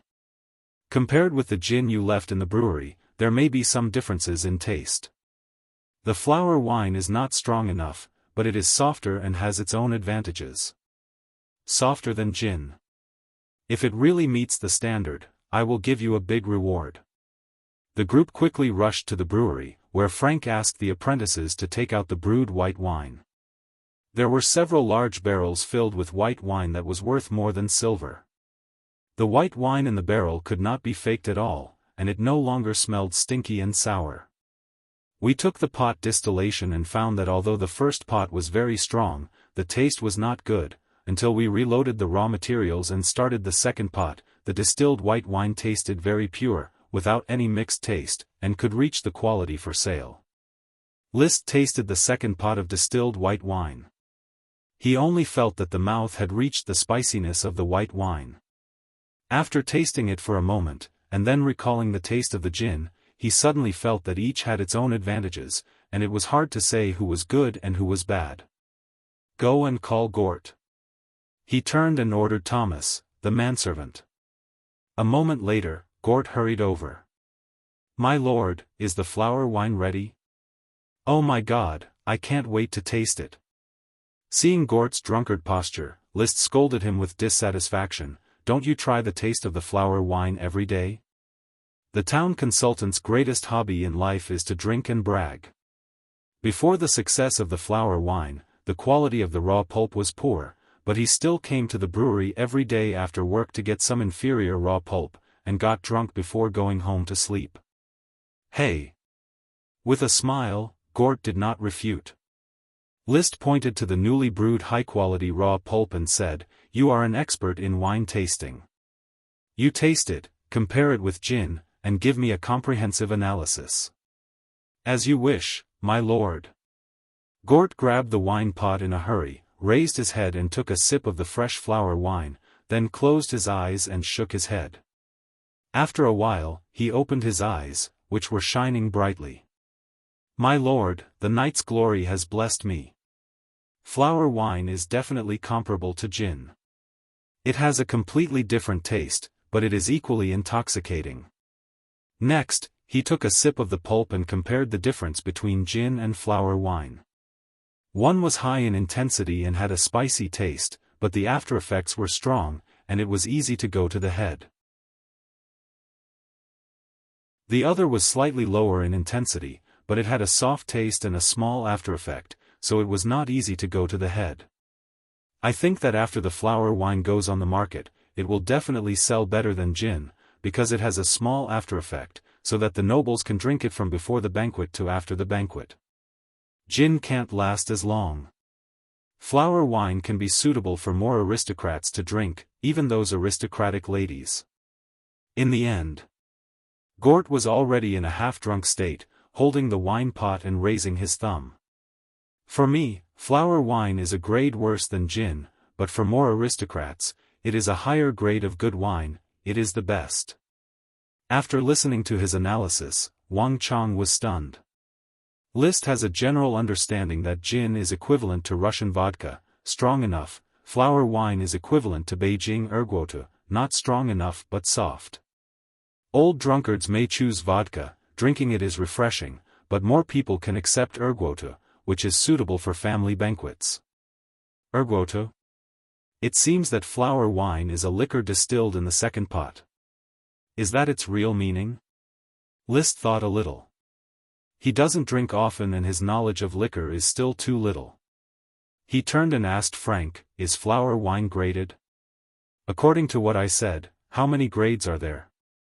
"According to your idea, we set the pure second pot of raw pulp as the highest grade, the first pot of referment raw pulp mixed with the second pot of raw pulp is the second grade, the first pot of referment raw pulp is the third grade, the third pot of referment raw pulp mixed with the second pot of referment raw pulp is the fourth grade, the third pot of referment raw pulp is the most inferior."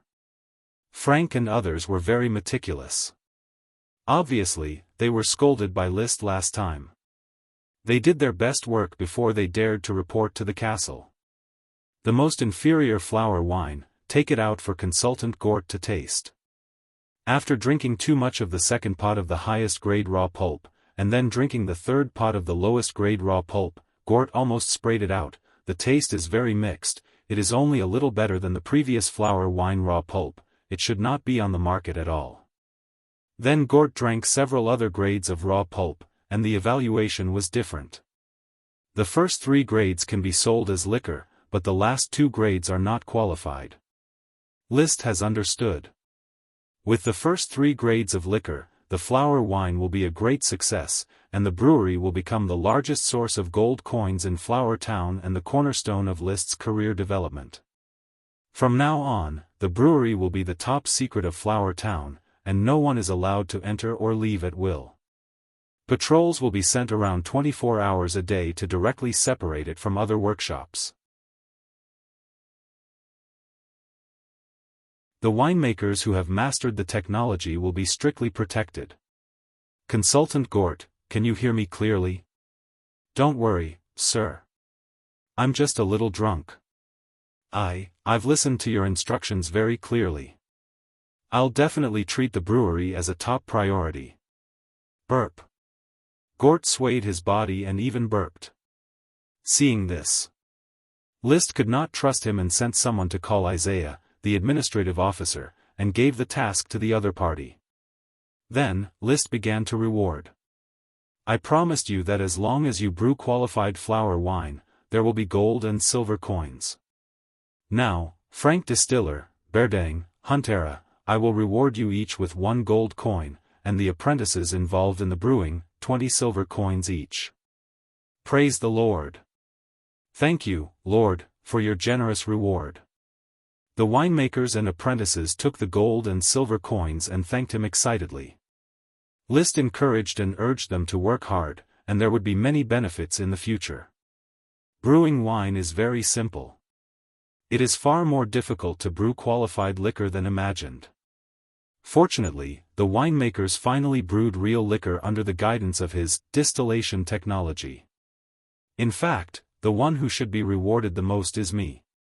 Alas, forget it, I'd better hide my achievements and fame. There is no need to care about the gains and losses of this honor with a few serfs. After praising himself in his heart, Liszt immediately took action to prepare for the flower wine to go on the market. First, he sent someone to inform Levis. The flower wine business needs the strong cooperation of Levis in order to quickly expand the production scale, open sales channels, and recover funds in a short time.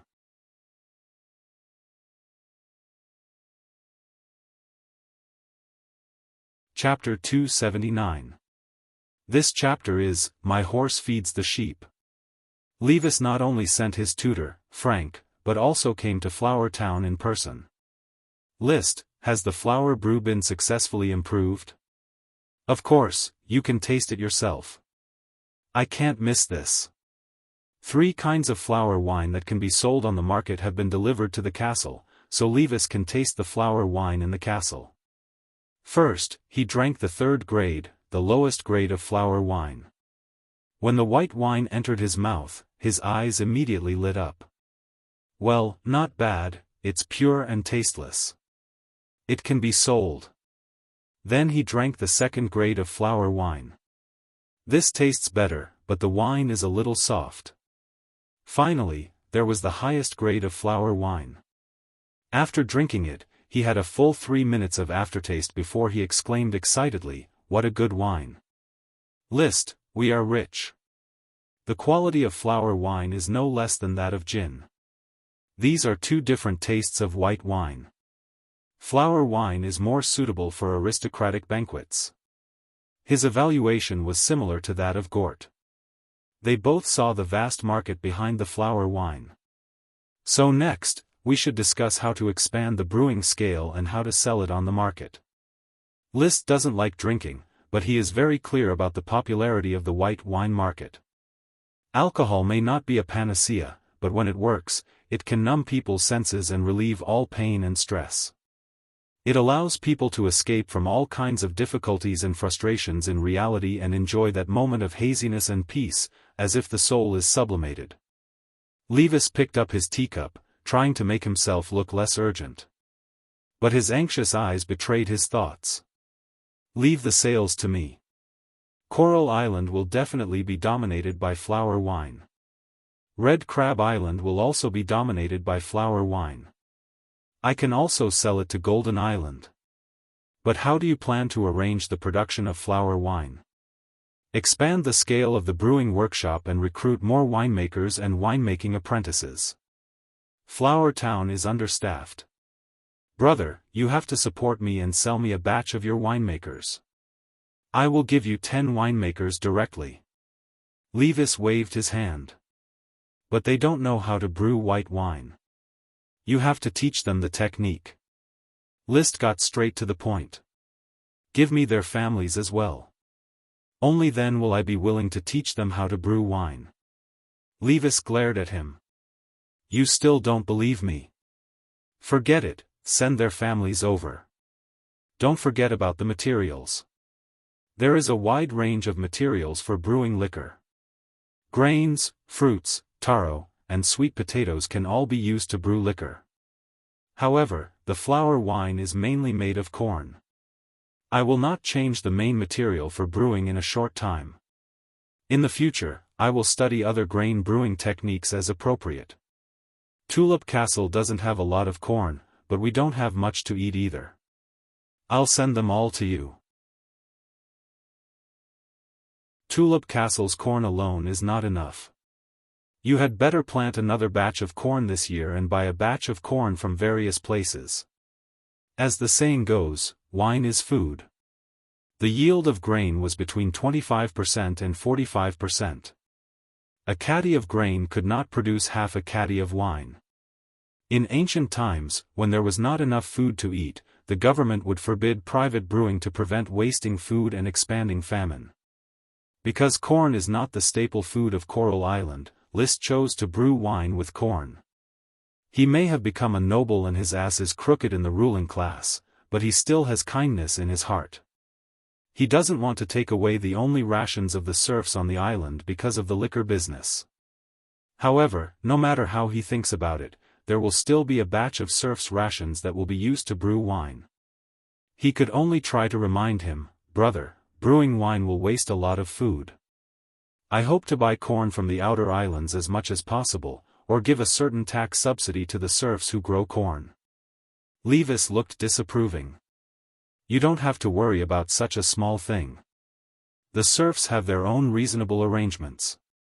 I will ensure that there is enough corn for you to brew wine and it will not delay the production of flour wine. Seeing this, Liszt could only sigh in his heart. Then he shook off these compassionate thoughts and said, iron, I also need a batch of iron, at least 10,000 gene, for making wine-making utensils. Didn't you just get 13,000 gene of iron from Tulip Castle? I bought those myself. You will provide the raw materials for the brewery according to the agreement. I can't get so much iron. I have to get it from Tulip Castle's warehouse. In that case, the profits from the liquor business will definitely be taken away by others. Levis frowned. Brother, it is right to be divided the profits. Although the flour wine is a deal between the two of us, if we leave others behind, Father may not say it on the surface, but he will have complaints in his heart. You are being sarcastic. Levis was very unhappy. I provide the raw materials and I am responsible for the sales. I only account for 60% of the profits. You only provide the technology, and even the winemaker is sent by me, so you get 40% of the profits. Now, even the mouths of the other people in Tulip Castle have to be taken care of by me. Don't you think it's too cruel? If it weren't for my technology, brother, you wouldn't be able to do the liquor business. Think about it, once the flour wine is spread, how many gold coins can be brought in every year and how many more potions can be added for you? Maybe within a year, you can become a Sky Knight. Levis is 24 years old this year and will be 25 years old a year later. If he can really become a Sky Knight at the age of 25, it will at least prove that his talent is no worse than that of the Count. These words hit Levis's nerve. He grabbed his hair, gritted his teeth and nodded. Okay, 13,000 gene of iron, I will pay, but the flour wine must be produced on a large scale as soon as possible. Of course, the technology has matured, just waiting for the materials to be ready. After Liszt finished talking about the brewing materials, he suddenly thought of the packaging problem. How are you going to sell the flour wine? I will sell it as gin is sold. The liquor market on Coral Island will only have flour wine in the future. I will discuss it with my cousin on Red Crab Island. It will be very simple to take it down. Golden Island can be handed over to Luolia to sell. She should be able to eat Golden Island and Nova Island together. Liszt became interested. Is Luolia sure to be my sister-in-law? Levis smiled and beamed with joy. Do you think I was just fighting during the development order? My dear brother, you still have a lot to learn. Marquis Roderick has approved my union with Luolia. I will go to Golden Island in March to confirm things. It seems that this matter is already clear. Liszt gave a thumbs up and returned to the topic. There are 3 grades of flour wine. Do you want to package it? What packaging? Just make it the same as gin. I'll get the pottery workshop to make a batch of clay pots to use as wine bottles, Levis replied directly. That's not right. Flour wine should be distinguished from gin so that the nobles can see it at a glance. Liszt rejected Levis's idea and said, 10-year flour wine, packaged in wooden bottles, carved with a yellow tulip, sold for 5 to 15 silver coins, occupying the small aristocratic market. 50-year flower wine, packaged in pottery bottles, carved with a red tulip, sold for 50 to 80 silver coins, occupying the middle aristocratic market. 100-year flower wine, packaged in jade bottles, carved with a black tulip, sold for as much as it is expensive, limited, mainly for high-ranking aristocrats.